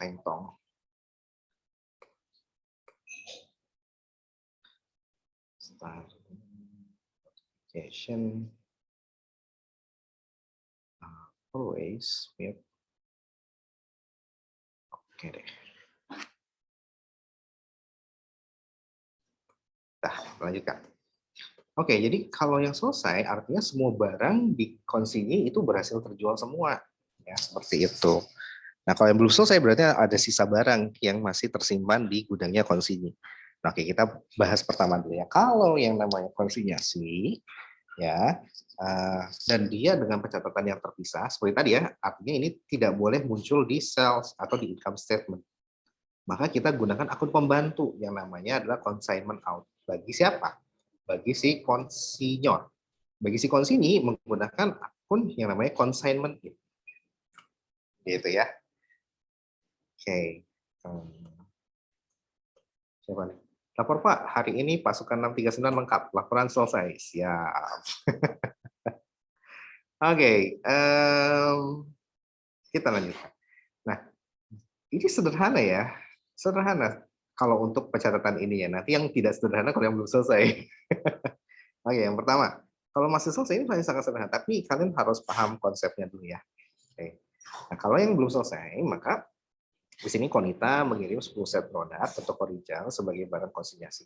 Ya, 10 set produk, harga jual per produknya adalah 25, biaya per produknya adalah 50.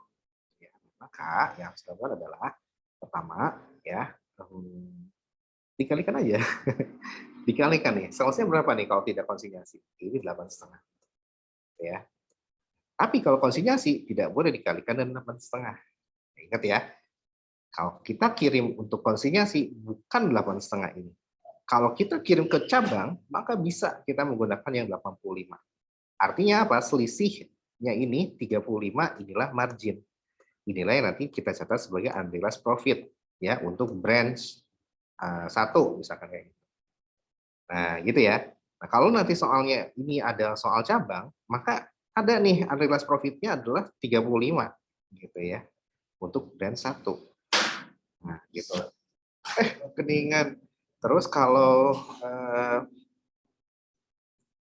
ya sekarang kalau dia konsinyasi, maka tidak boleh kita mencatat adanya unrealized gitu ya. Tidak boleh. Kalau di cabang boleh ya. Kalau di induk anak apalagi gitu ya. Nah, makanya saya bilang kalau ada unrealized berarti itu namanya transfer pricing. Ya. Nah, sekarang kalau di konsinyasi tidak boleh ya adanya pencatatan unrealized. Nah, maka si konsinyor ya meskipun ada informasi seperti ini, maka tetap dia akan mencatatkan produknya adalah barang yang dikirimkan adalah 50. Ya. Ya. Oke. Nah, makanya bentuk soalnya agak sedikit berbeda. Kalau di pusat cabang kan Dia mengirimkan, bukan menjual ya, mengirimkan ke cabang sebesar 85. Biayanya adalah 50. Nah, kalau cabang kayak gitu. Tapi kalau konsinyasi ya, karena memang tidak boleh ada pencatatan margin gitu ya, maka ini normalnya ya. Kalau secara teoritis bisa nggak ya? Bisa-bisa aja sih. Kalau kita mau bermain transfer pricing itu bisa di semua sektor ya, seperti itu. Jadi akuntansi itu kita mengikuti perkembangan zaman. Kalau selama ini belum ditemukan adanya markup ya terkait dengan konsinyasi, ya, nah, maka maksudnya tuh unrealized profit gitu ya. Tapi bukan saya bilang itu normalnya. Kalau terjadi ya berarti kita harus bikin pencatatannya gimana. Nah seperti sekarang yang dibahas tidak kita asumsikan tidak ada unrealized profit untuk si konsinyii gitu ya. Oke, pertama, simple aja, consignment out pada merchandise. Intinya adalah pertama, logika kita mengirim 10 set, berarti inventory kita keluar. Nah, kita mencatatkan sebagai merchandise shipment atau shipment to konsinyii gitu ya. Shipment to gitu ya. Kalau kita dicabangkan shipment to brands, kalau ini shipment to C konsinyii gitu ya. Atau merchandise shipment apapun itu. Oke, di kredit. Ingat kalau ini dicatat dengan melakukan periodik, ya ini periodik ya. Soalnya kemarin ada yang nanya perpetual. Perpetual ini saya mikir dulu karena kita harus mengubah semuanya ya. Oke, nah kalau dia periodik, nah maka merchandise shipment ini berarti tadi ya posisinya ya. Seperti yang tadi saya jelaskan, nah tuh ini ya. Maka dia akan mengurangi tuh ya, mengurangi jumlah inventory. Nah, karena periodik kan periodik di akhir. COGS itu tidak muncul kalau di periodik ya. Tidak. Tapi kalau di perpetual COGS muncul. Ya karena akun periodik kan pencatatannya cuma cash pada sales aja. COGS pada MI-nya nggak ada. Ya. Oke. Nah, sekali lagi ke sini. Kemudian, nah di sini yang dibuat oleh konsumen itu tidak ada, cuma bikin memo aja. Ya. Oh, telah diterima bla bla bla. Kemudian selanjutnya 6 Juni. Kemudian pengiriman barang 60 biaya pengiriman barang sebesar $60 ditanggung oleh konsinyur. Ya, di sini ya berarti di sini bisa cash atau freight out atau expense ya seperti itu. Nah, satu-satu. Artinya apa? Biaya pengiriman biasanya kan expense pada cash gitu kan ya. Atau freight in pada cash gitu ya. Atau freight in ya, FI pada cash gitu kan ya. Nah ini hati-hati ya kalau khusus konsinyasi ya biasanya karena memang dia udah kerjasama dengan Tiki JNE dengan JNE gitu ya dengan sama kayak saya juga di bisnisnya saya udah kerjasama dengan Tiki JNE nanti dibayarnya tuh sekaligus gitu ya sekaligus jadi kalau ada barang titipan di agen apa di marketer gitu ya nah, itu nanti penagihannya mah kita terutangnya ke kita semua gitu ya seperti itu jadi kalau misalkan terutangnya ke si konsinyur semua gitu ya maka dan itu disatukan dengan si freight ya biaya ongkos angkut ya jadi nanti ongkos total yang dia bayarin ongkos total itu udah termasuk pengiriman ke cabang udah termasuk pengiriman ke konsinyii udah termasuk pengiriman langsung nah kalau seperti ini contohnya maka ketika kita biaya pengiriman barang ini ditanggung oleh konsinyur ada informasi seperti ini tidak saat itu juga dibayar ya artinya ini dibonin dulu deh gitu ya dibonin dulu gitu kan nah ini maka tidak dicatat pada cash ya tapi nanti ini pada freight out FO kenapa bukan freight in Pak gitu ya nah seperti itu ya jadi ini dicatatnya bukan pada cash tapi pada pada freight out ya pada freight out nah debitnya apa debitnya tadi ya expense ya pada cash kan nah cashnya diganti dengan FO freight out nah gitu ya nah cuman karena ini kan pencatatan terpisah maka nggak boleh nih yang muncul expense nggak boleh jadi ketika yang semua yang berkaitan dengan akun COGS ya begitu bagian inventory sampai ending inventory gitu ya sampai freight in atau freight out. Freight out itu kan buat yang ongkos jual ya, ongkos kirim ketika penjualan. Maka itu tidak boleh dibebankan kepada akun-akun yang ada di COGS. Nggak boleh. Gitu ya. semuanya harus ditransformasi ke akun consignment out. Nah, jadi nanti ini COFO consignment out pada freight out. Ini kalau dia dibayar sekaligus ya oleh si konsinyur. Oke, tapi kalau dibayar saat itu juga maka bukan FO tapi langsung cash gitu ya. Nah, itu aja catatan. Oke, kalau di sini ya biaya pengiriman 60 ditanggung oleh konsinyur, kita asumsikan bahwa itu nanti dibonin gitu ya ke si konsinyur sehingga nanti dibayar di akhir. Nah, maka dia dicatatnya sebagai freight out. Kenapa freight out? Nggak freight in gitu ya. Nah, kenapa freight out? Kalau freight out itu kan sebetulnya ongkos angkut yang berkaitan dengan penjualan, gitu ya, yang berkaitan dengan penjualan. Ya harusnya nanti kan FO pada cash, gitu kan ya. Nah, jadi kalau ongkos beli itu freight in, kalau ongkos kirim untuk ngejual, gitu, jadi kita mau jual, ongkos kirimnya kita tanggung, nah, makanya freight out. Kalau kita beli, ya berarti kalau freight out itu biasanya ini kalau FOB-nya adalah destination point. Destination point. Kalau freight in ini muncul ketika dia shipping point.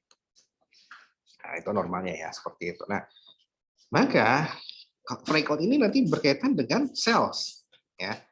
Nanti akan mengurangi sales. Kalau freight in dia akan menambah COGS, gitu ya. Nah, seperti itu.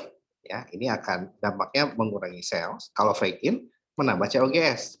Nah, kalau menambah COGS dampaknya terhadap sales gimana? Sama minus, ya. Nah, gitu maksudnya. Nah, jadi freight on dan freight in sama-sama sebagai beban. Ya. Hanya bebanannya berbeda. Kalau freight on nempel ke sales, kalau freight in nempel ke pembelian, purchase. Nah, sekarang kenapa freight out? Ya, karena nempel ke penjualan. Kita asumsikan seolah-olah dia itu nanti dijual oleh si konsumen. Ya. Nah, gitu. Jadi artinya konsepnya itu adalah biaya pengiriman barang ditanggung oleh si konsinyur, gitu ya.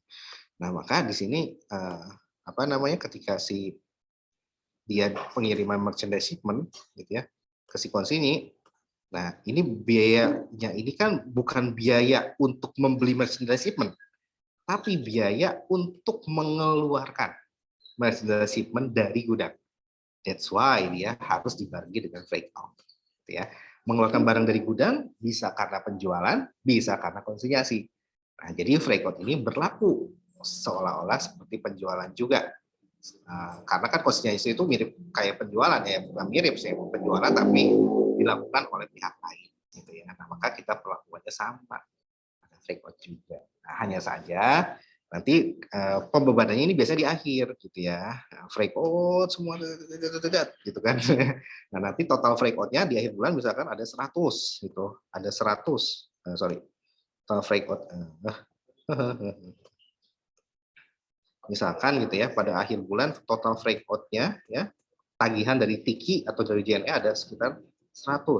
Nah, nanti kita identifikasi yang dikirim ke si konsigni itu berapa. Oh, yang dikirim ke konsigni adalah 2 gitu ya atau 20. Nah, maka ini akan menjadi pengurang. Nah, 20 inilah yang dimaksud dengan freight out gitu ya. Nah, maka nanti yang dibayar cukup 80. Kenapa ini harus dikeluarkan dari freight out? Karena kan nanti masuk ke penjualan sales. Karena sekali lagi namanya pencatatan terpisah gitu ya. Terpisah jangan sampai masuk ke income statement gitu aja. Nah, gitu maksudnya. Jadi kenapa harus dikeluarkan dari si freight out-nya? That's why kenapa harus taruh di kredit. Ya. Karena untuk nanti mengeluarkan jangan sampai 20 ini udah including ke 100 gitu ya. Kalau including ya tercampur gitu. Maka kita harus pisahkan. Karena catatannya terpisah. Jangan sampai ada unsur yang berkaitan dengan konsinyasi itu masuk ke income statement. Nah, itu kuncinya. Oke, nah sekarang beban-beban yang ditanggung oleh konsinyur jadi ketika sudah dikirimkan gitu ya tanggal 6 sampai 20 Juli ini beban yang ditanggung oleh konsinyur nanti akan direimburse ke si konsinyur. Jadi si konsinyur bayar dulu nih. Nah, ingat terpisah. Jangan ada kaitannya no interactions. Ini kayak saya lagi belajar statistik ya jadi interactions, relationship, causality. Oke, jadi ini no relations tuh kan sama aja di no relations. No, tidak ada relationship dengan si income statement, ya. Maka kita ini kan harusnya expense ya. Nah, maka tetap karena ini terpisah dan consignment. Nah, kemudian berhasil menjual 10 set. Nah, kita ngirim 10 set, berhasil jual 10 set seharga 85. Ya udah, berarti 85 dikali 10 sama dengan berapa? 850. Nah, cash pada konsumen. Nah, baru dia mengklaim komisi. Berapa komisinya? Consignment in pada commission income. Ya, jadi pada dasarnya kita catat dulu aja, misalkan bayar beban cash yang dikredit, kemudian dia berhasil menjual, berarti dia nerima cash atau AR gitu ya. Nah, kalau kayak Ajri tadi nih, misalkan dia nerima ini AR gitu ya. AR ya. Terus kalau misalkan ada N30 ya 210, nah ini gimana? Nah ini gimana ya? Karena kalau di sini si konsiliasi ini dia ya sebetulnya kan biasanya kalau normalnya ini jadi akuntansi itu memotret kondisi nyata gitu. Kondisi teoretis itu harus pisahkan dulu nih. Nah, ini nih adalah kondisi teoretis gitu ya. Kondisi nyatanya kita titip. Nah, kalau orang yang titip itu misalkan saya ke Putu gitu ya. Nah, Putu tolong jualin kopi gitu. Kopi ya. Nah, terus Putu ini titip nih, titipan nanti kamu dapat komisi. Oh ya. Ada yang mau beli, ngutang boleh nggak? Ya kan ini kan bukan barang saya gitu. Bukan barang saya, nggak bisa ngutang kalau ini. Bayar aja. Kalau ada saya kasih, kalau nggak ada ya enggak gitu. Nah, consignment tuh kayak gitu. Jadi nanti kalau Ajri nanya, Pak, ini kalau ada kayak gini gimana? Nah, ini namanya teoretis ya. Biasanya belum belum terjadi di kenyataan atau jarang terjadi ya seperti itu. Jadi mungkin kalau saya sekarang bahasanya kalau akademisi tidak terjadi. Apa buktinya? Susah. Makanya saya hati-hati, belum terjadi gitu, atau jarang terjadi gitu ya. Seperti itu. Oke. Jadi seperti itu. Jadi ini praktek real, logika. Jadi kalau Putu dititipi barang, ya itu kan barang bukan punya Putu gitu ya. Ya masa iya nanti Azri mau beli, saya utang dulu, barang bukan punya saya nih gitu. Kalau mau punya saya aja dan bisa saya utangin gitu kan. Nah seperti itu. Nah kalau in the end, ya udah deh, saya menghubungi si bos dulu, boleh nggak utang ya? Boleh gitu ya udah. Maka dia akan mencatat ini sebagai AR. Ya. Nah, ternyata ini ada sales diskon gitu ya, ya udah nanti akan akan mengurangi nah kalau ada sales diskon maka nah ini ya karena dia tidak boleh mencatat sales diskon berarti nanti dia akan mengurangi akun consignment in-nya gitu ya seperti itu. Jadi langsung ditutup ke akun consignment in-nya. Kalau dia ada transaksi seperti ini ya. Jadi kalau diizinkan untuk konsiliasinya itu dijual dengan cara kredit gitu. Maka cukup ditutupnya pada consignment in. Kalau misalkan ternyata dia misalkan dapat diskon 2%, ya maka ya consignment ini yang langsung berkurang. Jadi seolah-olah dengan pendekatan neto gitu ya, seperti itu. Jadi AR-nya misalkan 8,5, kemudian juga nanti dilunasi cash ya, terima cash pada AR ya misalkan 800 gitu ya. Nah, maka gimana tuh yang 50-nya gitu ya. Ya, yang 50-nya nah ini tinggal sini teh cash ya. Kemudian 800 dan AR-nya 8,5 ya. Consignment ini ya berarti yang berkurang ya. Ini AR ya. Consignment ini-nya adalah 50. Nah, gitu ya. Seperti itu. Jadi yang pasti AR-nya kan udah berkurang nih, 8,5 udah dihapus ya. Consignment ini nanti yang akan berkurang ya sebesar 50. Nah, kurang lebih seperti itu kalau ada pencatatan seperti yang tadi Ajri tanyakan. Tadi nggak nanya ya. Yang kemungkinan akan Ajri tanyakan ya. Oke, kembali lagi ke sini. Oke, nah sekarang jadi sebetulnya kalau udah sampai sini masih enak ya. Di sini 20% dikalikan dengan 8,5 maka ingat pertama cash, kalau ada beban cash, kalau terima duit. Kemudian nanti ketika ada komisi penjualan maka di sini commission income. Ingat commission income ya. Terus cash-nya gimana, Pak? Iya. Cash-nya kan udah diterima, jadi dia biasanya dipotong dulu ya 20% ini langsung dipotong dari si uang yang nanti akan disetorkan ke si konsinyur gitu ya. Nah, artinya yang disetorkan kan 655. Ya, udah termasuk potongan 170 ini. Nah, itu maksudnya. Kenapa? Di sini tidak ada pencatatan cash lagi. Kenapa? Karena nanti langsung dipotong dari si cash yang akan disetorkan ke si konsinyur atau langsung ditutup ke consignment in. Sehingga nanti kita bikin di account-nya gitu ya, di CI ini gitu ya, nanti kita jumlahkan nih. Berarti di sini consignment in debit 25 gitu ya, kemudian kredit 850 gitu ya, kemudian nanti di debit 170 gitu ya. Nah, ini tinggal dijumlahkan, ini kan 850 ya. Ini berapa nih? 195 ya. Berarti selisihnya adalah selisih lebih di kredit ya, maka di sini 655. Nah, ini saldonya ya. Nah, sehingga nanti saldonya jadi 0. Nah, 655 inilah yang nanti akan diberikan kepada si konsinyur. Nah, maka inilah consignment in pada cash gitu ya. Consignment in pada cash sebesar berapa? Sebesar 655 gitu ya. Nah, ini kan consignment in di debit ya. Ini kan kredit. Ini debit. Nah, kayak gitu. Jadi kurang lebih seperti itu. Nah, bagaimana dengan nanti si penjual, si konsinyur? Konsinyur ya, maka dia akan membuat juga T-account-nya. Kalau saya selalu bikin T-account ya, kalau untuk soal konsinyasi ya. Nah, maka di sini nih T-account-nya, berarti consignment out 500, gitu ya. Kemudian juga consignment out ada freight out 60, kemudian di sini consignment out. Nah, berapa nih? Berapa nih ya? Nah, inilah yang akan kita perhatikan di sini berapa. Di sini kan dia di sini totalnya adalah 650 gitu ya. Nah, tinggal ngisi saldo yang ini ya. Nah, berasal dari sini. Nah, sekarang gimana cara ngitungnya? Oke, maka logikanya adalah yang pertama adalah bagaimana dengan pencatatan di segi konsinyurnya gitu ya. Udah pasti cash, ini kan dikasih konsinyur, dia akan menerima cash besar 665 gitu ya. Nah, kemudian consignment out-nya gimana? Consignment out-nya, nah di sini karena ada penjualan, ya maka dia akan mencatatkan 850 ini sebagai penjualan. Ingat ini kan 500 ya, ditambah dengan 60 ya. Nah, penjualannya ada 850, tahu dari mana? Kan dapat memo dari si konsinyi. Konsinyi gitu ya, ini konsinyur saya udah melakukan penjualan nih. Berapa yang terjual? Nah, biasanya gitu kan. Oh, 10 nih yang terjual. Oh, berarti semuanya dong. Ya udah karena harganya ada 85 maka dia akan mencatatkan consignment out 85. Jadi bukan sales ya. Tidak ada sales baik di si konsinyi maupun konsinyur ya. Kalau terjadi penjualan kan biasanya sales ya, tapi ini tidak ada sales ya karena langsung ditutup ke akun consignment out. CO ya. Nah, maka di sini kita bukukan nih 850 gitu ya. Nah, seperti itu 850.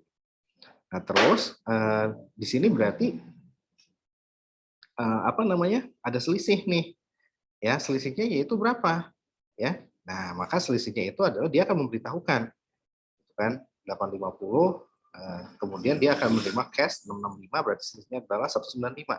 Nah, gitu ya. Nah, 195 ini kalau kita breakdown itu dari mana ya? Maka kan tadi ya di sini beban-beban yang ditanggung oleh konsinyur akan direimburse, gitu ya. Nah, seperti dan juga nanti si konsinyur akan membayar komisi penjualan 170, ya. Oke, jadi total 195 itu sebetulnya berasal dari si semua reimburse ditambah dengan komisi penjualan. Nah, gitu ya. Jadi sehingga ya di sini kita tambah ini consignment di consignment out-nya yaitu berapa? Karena tadi ada biaya di reimburse 25 gitu ya. 25 yang ini nanti menjadi consignment out gitu ya. Kemudian yang 170 ini menjadi consignment out juga. Nah, cuman Pak Lutfi disatuin ya, kalau saya biasa sebisa mungkin dipisah ya biar nanti ke tracing ya dan dapat poin juga. Nah, di sini adalah 170. Ya, kalau kita breakdown, maka ya kita bisa oh ini kok 650. Oh ini totalnya. Oke, jadi di sini ini adalah reimburse ya, kemudian ini adalah komisi. Nah, seperti itu ya. Sehingga di sini kalau kita jumlahkan berapa ya? 5 ya, tambah berapa nih? 7, 14 tambah 1 ya. 6 tambah 1 8 ya, 845. Benar nggak sih saya jumlahnya? Oh, sorry ini saya salah ya. Ini berapa sih? 60 ya. 560. Kok ini 650? Sorry. Bagus aja kok janggal angkanya. 560 gitu ya. Maka di bawahnya adalah berapa? Ya tinggal kita jumlahkan. Ya, 5 ya. terus nggak sama ini. 9 tambah 6, 5 ya. Kemudian satu di atas 7 ya, 755 ya. Silakan nanti dicek lagi, jangan-jangan ini saya penggunanya salah. Nah, maka kita perhatikan di sini 755, ini 850, ya maka di sini ada saldo 95, saldo kredit, saldo lebih di kredit ya. Nah, seperti saldo lebih ya, ditaruh saldo lebih kredit, tapi ditaruhnya tentunya bukan di kredit ya, ditaruh di debit. Biar apa? Biar nanti akun consignment out-nya itu 0 ya. Nah, sini 95, berarti ini 0 gitu ya. Nah, maka 95 inilah yang dimaksud dengan consignment income. Nah, gitu ya. Nah, maka pertanyaan terjawab nih. Dari mana 95, Pak? Ya, 95 itu sebetulnya perjalanan dari akun consignment out, ya. Kalau kita apa namanya? Kalau kita ini kan gitu ya, maka kita bisa mengetahui dari sini ya, bahwa di sini kalau kita harus bikin di akunnya ya biar gampang. Di akunnya ya, di sini ada 500, di sini ada 60, terus juga di sini ada penjualan 850 gitu ya. Di sini ya. Kemudian juga di sini ada 195 itu adalah breakdown 25 ya ditambah dengan 170. Ya, seperti itu. Nanti kita bisa trace nih. 500 ini shipment, 60 ini freight out, 25 ini reimburse, 70 ini 170 ini adalah komisi. Ya, maka nanti ini ada total biaya ya. Jadi kesimpulannya kalau di consignment out ini adalah total COGS. Ya, biaya production cost, ya kan? Nah, kalau ini adalah sales. Cuman memang kan karena kita menggunakan terpisah, tidak ada akun COGS. Ya, sehingga apa? Inilah biaya tambahan. Nah, kalau kita mau jeli ya, biaya tambahan yang kita keluarkan kalau kita dengan skema konsinyasi adalah ini, freight out tambah 25 reimburse dari si konsinyasi ditambah komisi penjualan 170, sorry ya, ini 170. Nah, gitu ya. Nah, sehingga apa? Sehingga sebetulnya ya tadi yang saya bilang kalau dia jual sendiri sih dia bisa lebih untung sebetulnya 350. Hanya saja inventory turnover-nya ini berapa lama ya. Mungkin bisa sekitar 10 bulan kali ya. Sedangkan kalau konsinyasi mungkin nggak kurang dari 1 bulan udah terjual seluruh. Nah, itulah strategi konsinyasi ya. Jadi ini total cost of consignment ya seperti itu. Nah, sebetulnya kepentingan kita itu kalau kalian sebagai tukang catat gitu ya, akuntan tukang catat ya cuma jurnal ini doang. Nah, makanya saya kurang suka kenapa kita belajar APL itu nggak sekaligus juga analisis gitu ya. Nah, analisis ini bisa dipakai untuk kepentingan bisnis consultant gitu ya seperti itu. Oke. Nah, itu kalau dia pencatatannya terpisah ya. Jadi kesimpulannya adalah ini baru saya mau kesimpulannya bahwa sorry.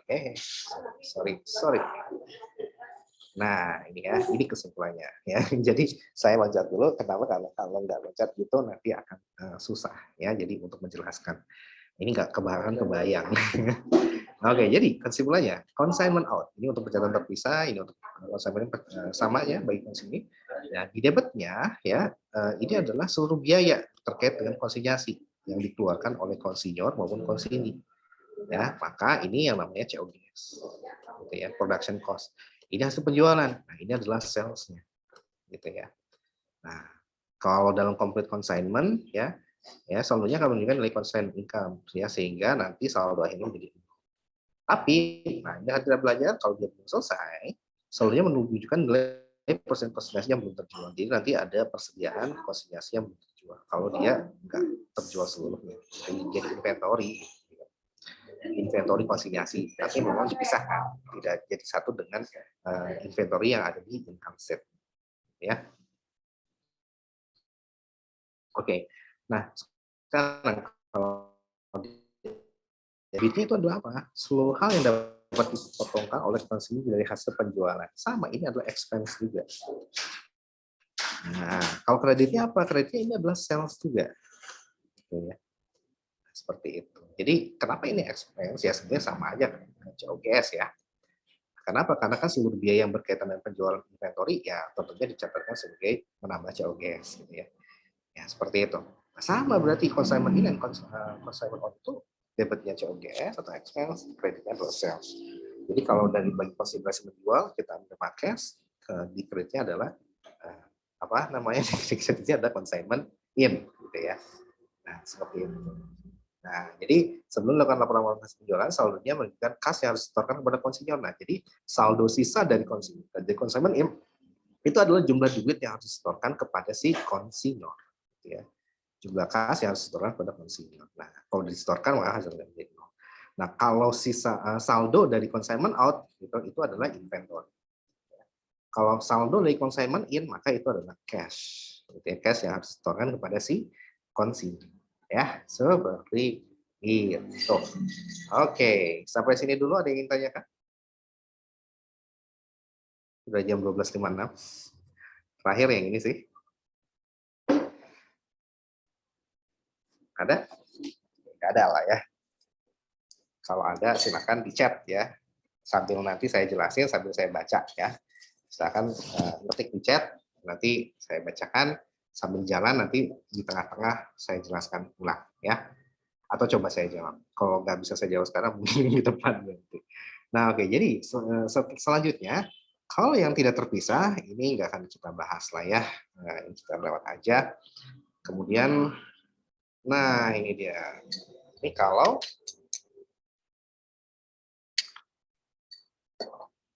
konsiliasi belum selesai.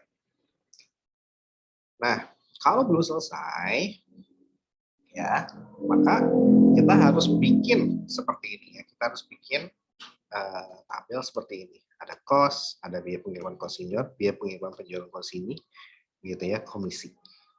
Seperti ini ya, biaya pengiriman oleh konsinyur, freight out, biaya pengiriman penjualan oleh konsinyur, gitu ya. Ini nanti dia freight out atau freight in ya, freight out kalau tidak salah ya.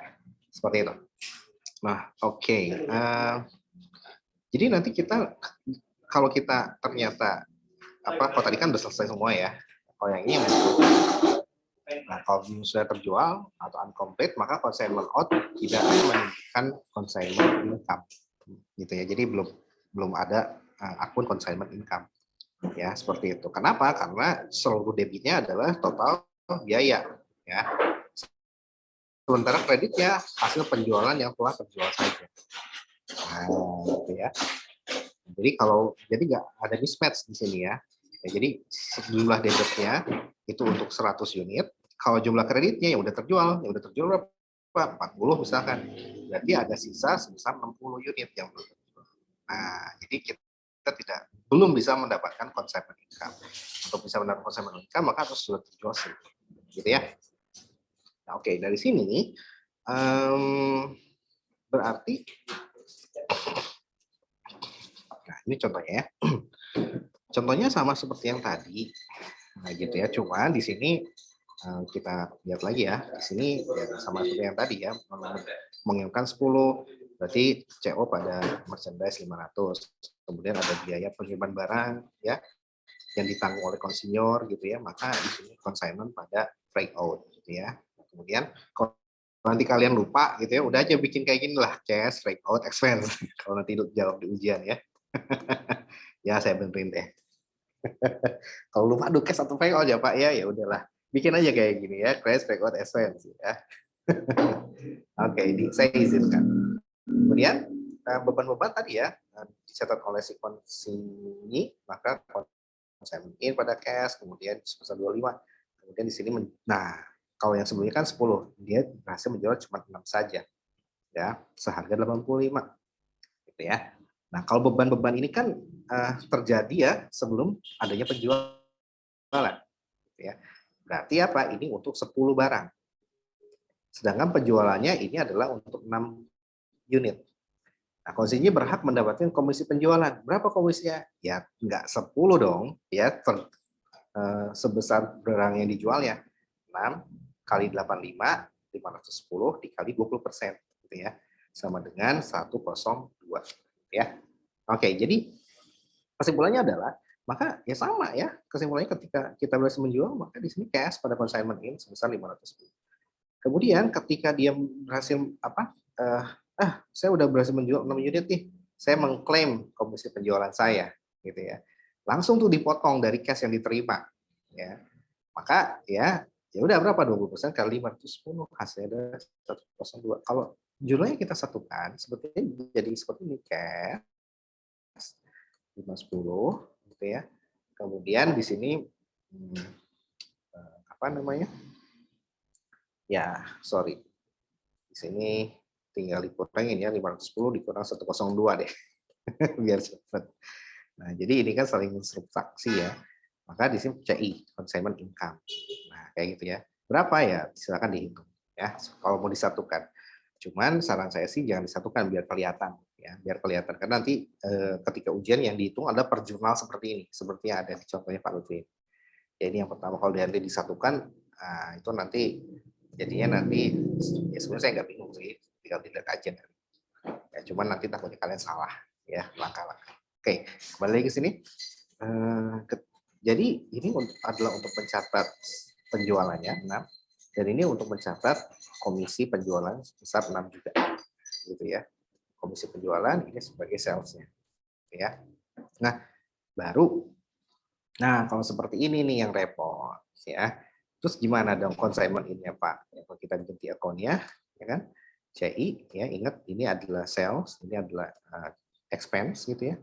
Maka di sini 25, kemudian juga di sini consignment in hasil penjualan 510, kemudian juga di sini ada komisi penjualan 102 ya. Nah, berarti kan ini saldonya 510 sama 127 gitu ya. Nah, seperti itu. Nah, terus gimana dong, Pak? Ya, di sini kita lihat ya bahwa ini adalah untuk 10 unit. Yang 102 ini adalah untuk 6 unit. Yang 510 ini adalah untuk 6 unit. Gitu ya. Ketika kita ingin menyetorkan, maka yang dikurangin. Ya, kita akan menyetorkan, ya udah berarti selisihnya adalah jumlah kas ya. Tadi kan dibilang, maka di sini selisihnya adalah 383. Gitu kan? 0, 1, ya 10 tambah 1 gitu ya. Nah, 383 inilah kalau kita jumlahkan, maka ini 0, ini 0 ya. Nah, 383 inilah ini adalah jumlah cash yang harus dibayarkan kepada si konsinyur. Gitu ya. Jadi seperti itu. Artinya apa? Karena dia udah dapat 6 duit terjual ya langsung setorin ke si konsinyur. Ya, itu haknya konsinyur kan. Tapi dipotong dulu dan komisi dia. Nah, sama di reimburse juga. Nah, curang. Reimburse-nya bukan 6. Tapi langsung 10 ya dia reimburse juga gitu ya. Untuk 25 ini kan untuk 10 ya. Ini semuanya di reimburse ke si konsinyur. Gitu ya, seperti itu. Nah, makanya gimana? Maka dalam hal ini apa namanya? Dia setorkan 383 dari mana ya tadi ya dari akunnya tadi ya 383 ini dari akun yang ini ya 383. Nah selanjutnya barulah dia akan jurnal konsinyasi sudah selesai.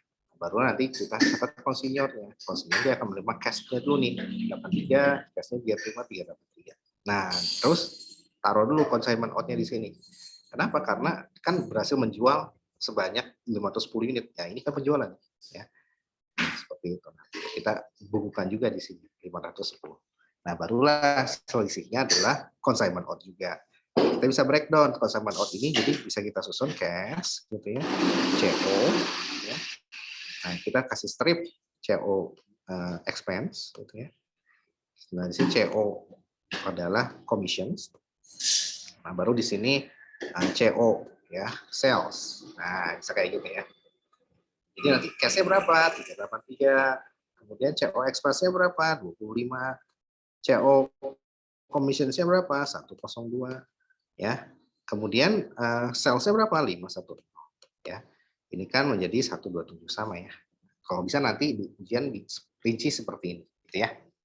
Jadi tidak hanya CO yang mana nih.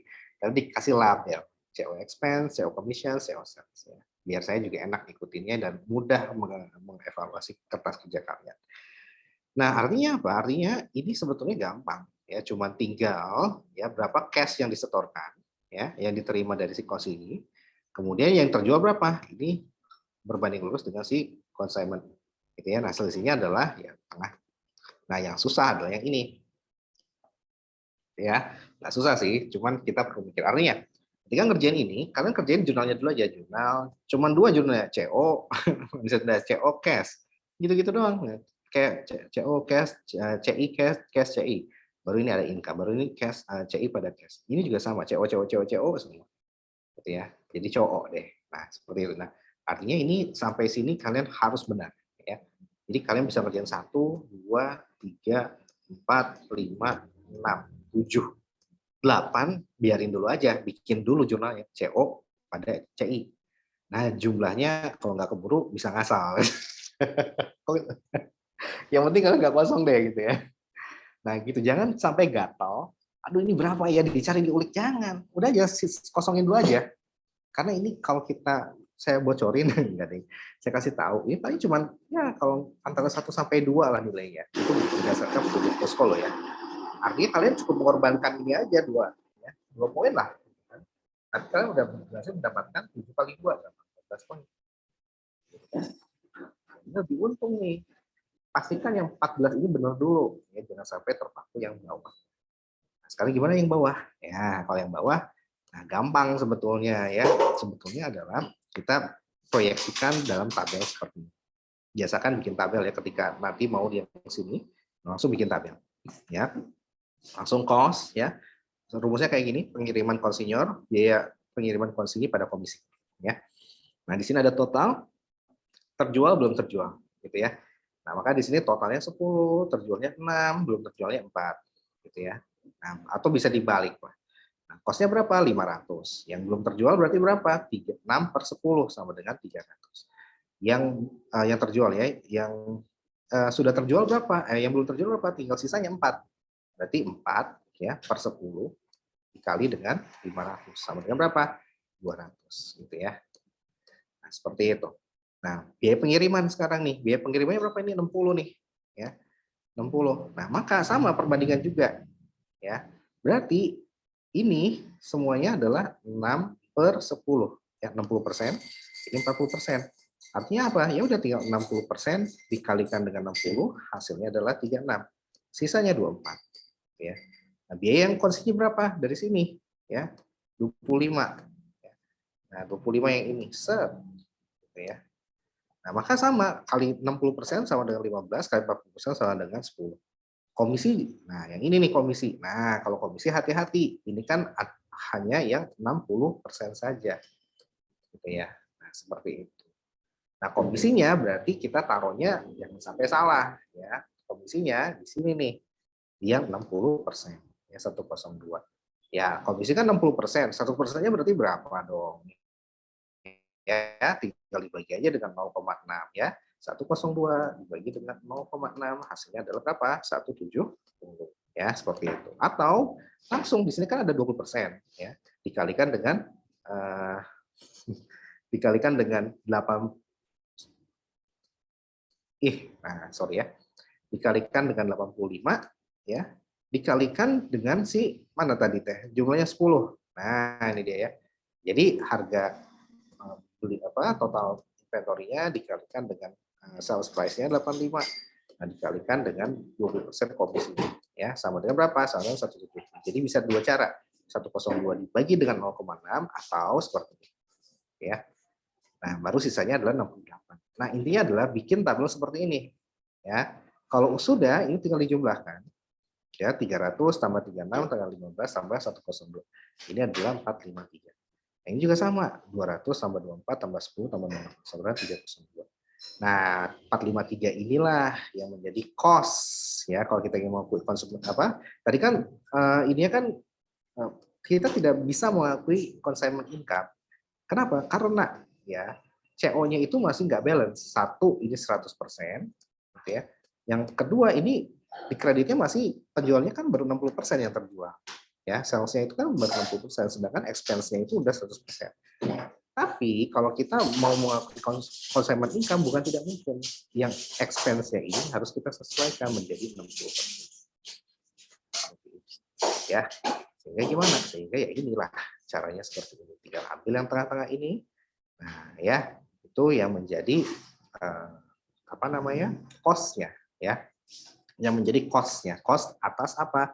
Atas barang yang terjual sebesar 510, ya. Nah, dikurangi dengan 453, hasilnya adalah berapa? Hasilnya adalah 57. Nah, inilah kita bisa mengakui consignment income sebesar 57. Jadi nanti kalau kita bikin di account-nya, jadi CO, ya, ini nanti kan ini ada 500, ya, kemudian ada 60, kemudian di sini ada 510 yang ini nih, ya, seperti itu. Kemudian di sini nanti ada 1, 2, 7, salah, mohon maaf. 127 kan di debit, ya. 127 di debit, gitu ya. Baru nanti ya ini tinggal kita jumlahkan 510. Ya. Nah ini berapa nih? Ya, nah ini kalau kita mau sesuaikan, ini kan udah 100% 10 unit, ini 60, ini 10 unit, 127 ini kalau kita breakdown ya, jangan makanya saya jangan sukanya itu bukan di gabungkan gitu ya, tapi harus dipisah biar nanti kalau nyata bisa jadi tidak sama. Yang 25 ya, ini 10 unit juga. 102 barulah ini yang 6 unit ya. Artinya kita perlu menyesuaikan jumlah ini semua yang disesuaikan menjadi 60% ya. Nah, sehingga apa? Sehingga nanti ya in the end ya dia dihapus.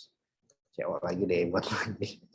In the end 510 ini kan atas yang 60%-nya ya kan. Nah, kita bisa membandingkan dengan apple to apple ya, dengan 453. 453 ini kan sudah 60%-nya juga. Ya, sehingga kita bisa tahu oh berapa konsumen income-nya. Konsumen income-nya adalah 57. Ya, kalau kita jumlahkan di sini 510, ya ini 500 ya. Seperti itu. Nah, nanti di sini ada sisanya tentunya ya. Tentunya sisanya adalah yang 4 unit tadi yang begitu. Nah, seperti itu. Nah, kurang lebih kayak gitu. Jadi kuncinya adalah bikin ini dulu. Oke. Saya pikir itu dulu. Ini udah jam segini. Ada yang tanya kan?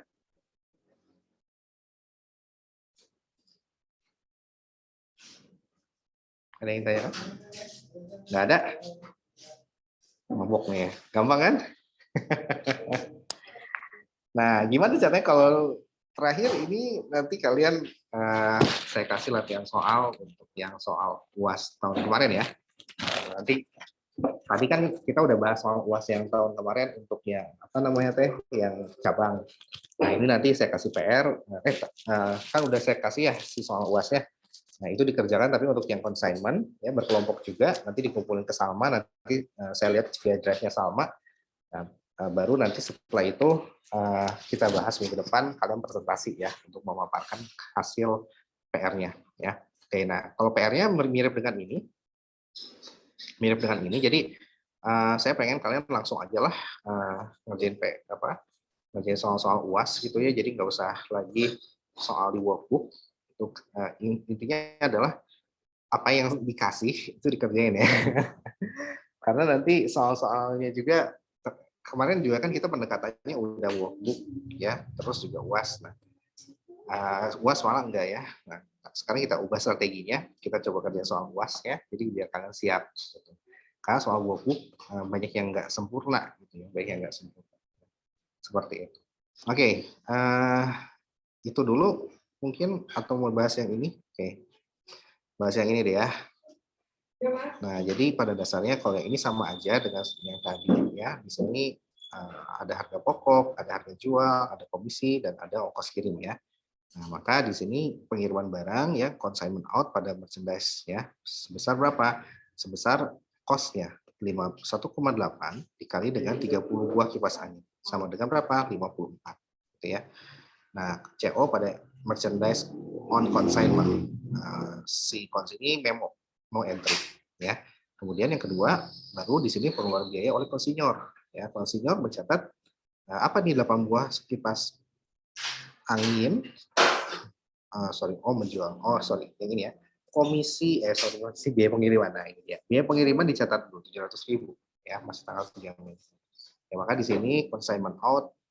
Nah cuman di sini kalau di soal ujian ini nanti ada 2 bentuk ya. Ada yang biaya pengiriman dibayar saat itu juga. Kalau saat itu juga maka pada cash. Ya, tapi kalau biaya pengiriman ditanggung oleh si konsinyur, maka ini bukan cash, tapi freight out. Ya, amannya gimana Pak? Tulis saja semuanya, cash, garis miring, freight out. Gitu ya. Oke, itu kuncinya lah, biar kalian nggak salah nanti. Nah, ya, oke. Kemudian di sini tanggal 15 Mei dijual nih, ya, 8 kali 200.000, ya, sama dengan berapa? Ya, sorry, 8 dikali 3, 2, 3, 40 yang atasnya. Kemudian biaya pengiriman dibayar tunai. Ya, oke. Nah, dalam hal ini berarti pertama kita catat penjualannya dulu. 8 dikali 2, 3, 40 sama dengan 17, 18, 70. Ya, terima cash pada consignment. Kemudian biaya pengiriman dibayar tunai. Ya, maka di sini dia membayar biaya pengiriman ke si pihak lain, ke si pelanggan. Berarti di sini consignment in pada cash sebesar 200.000. Nah, tapi ini nanti akan di-reimburse, ya, ditagihkan kepada si kepada si konsinyur, ya. Nah, kemudian yang tanggal 20 juga sama dengan yang atas, ya, berarti ongkirnya kurang lebih sama, ya, 12 buah kipas angin, ya, dibayar secara tunai, 12 buah dikalikan dengan si 2340. Nah, sama dengan berapa nih? Sama dengan 28.080, ya, yang ini. Kemudian dibayar juga ongkos kirim tunainya, ya, konsumen ini pada cash. Udah beres. Ya, kemudian setelah itu apa? Nah, ingat ya, ini ada berapa jurnal? 1, 2, kemudian 3, 3 yang ini, kemudian 4. Ini ditulis ya, no entry gitu ya. Biar nanti saya berikan nilainya juga. 5, kemudian 6, 7 ya. Sampai sini harusnya kalian benar semua ya, jangan salah. Ya, seperti itu karena masih gampang. Baru ketika dikembalikan, maka di sini ya udah tinggal dikembalikan aja. Nah, kalau ketika dikembalikan sama seperti halnya ketika dia mendapatkan pengiriman barang. Kalau dia mendapatkan pengiriman barang kan cuma no entry aja, ada memo diterima. Maka ketika dikirimkan ya, 5 buah ini tidak dicatat oleh si konsinyi, ya. Cukup dimemokan aja dikembalikan. Tapi ingat ya, kalau kita lihat polanya itu kan sebetulnya mencatat penjualan, mencatat ongkos kirim, gitu ya. Nah, di sini juga sama, 5 buah dikembalikan, hanya saja dikembalikan, berarti seperti halnya dia menerima hanya mencatat memo, pengembalian pun hanya mencatat memo, tapi ongkos kirimnya tetap, ya, tetap dibayar oleh siapa? Oleh si konsinyi, ya, biaya pengiriman dibayar tunai, maka ini yang kita bebankan 120.000. Consignment in pada cash. Nah, ini semua biaya ini nanti akan direimburse ke si konsinyur, ya. Nah, di sisi lain si konsinyur ini akan mencatat pengembalian biaya tersebut, pengembalian kipas tersebut. Berapa? 5 dikalikan dengan 1,8. Ini adalah cost-nya sama dengan 9 juta. Nah, expense-nya kok keriting, Pak. Expense-nya itu, nah ini baru ya. Kalau untuk si bukunya konsinyi, yang dibebankan sebagai expense tidak 120.000, ya, tidak sebesar ini. Tapi dia adalah sebesar berapa? 5 dibagi dengan 30, ya, dikali dengan mana sih? Dikali dengan si ongkos kirim yang 700.000 ini. Nah, seperti itu ya. Nah, jadi seperti itu, mengembalikan 5, ya kan? Mengembalikan 5 dibagi 30, ya, 1/6 dikali dengan 700, ya. Hasilnya berapa? Hasilnya adalah 116.667, ya. Nah, ya udah deh kayak gitu. Berarti ini dibebankan sebagai expense pada consignment out, ya. Kalau ini catat expense nih karena sebagai rugi atau loss sama aja. Gitu ya. Nah, barulah nanti kita komisinya. Nah, komisinya berarti komisinya kan hanya atas yang sudah terjual aja. 8 dan 12, ya. 8 dan 12 kalau kita sudah peroleh di atas ya, maka ini adalah penjumlahan ya, 18.720 ditambah sekian, ya, nanti dikalikan dengan 20%, hasilnya adalah yang bawah, ya, commission income. Nah, seperti itu ya. Nah, baru setelah itu apa? Ya, setelah itu baru dia menghitung berapa consignment, berapa saldo consignment ini ya, itu yang harus dia setorkan ke si konsinyur ya. Caranya gimana? Nah, ini dia nih. Jadi sampai sini dulu ya, sampai sini dulu saya batasin ya. Saya batasin sampai sini dulu ya. Nah, tinggal berapa jurnal lagi? 1, 2, 3. ya. Nah, artinya apa? Kalian sudah membahas 1, 2, 3, 4, 5, 6, 7, ya. Nah, terus 8 nih ada memo, 9, 10, ya, dari 13 jurnal sama ini 11.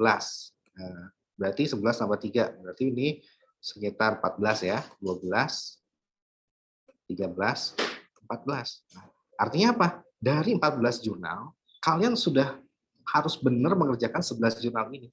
Dan ini kan gampang. Yang ini bisa kalian tinggalin dulu, pindah ke soal selanjutnya kalau kalian nggak kebayang jawabannya. Atau paling tidak ditulis dulu aja nih, consignment in pada case sudah pasti nih, tinggal angkanya dikosongin.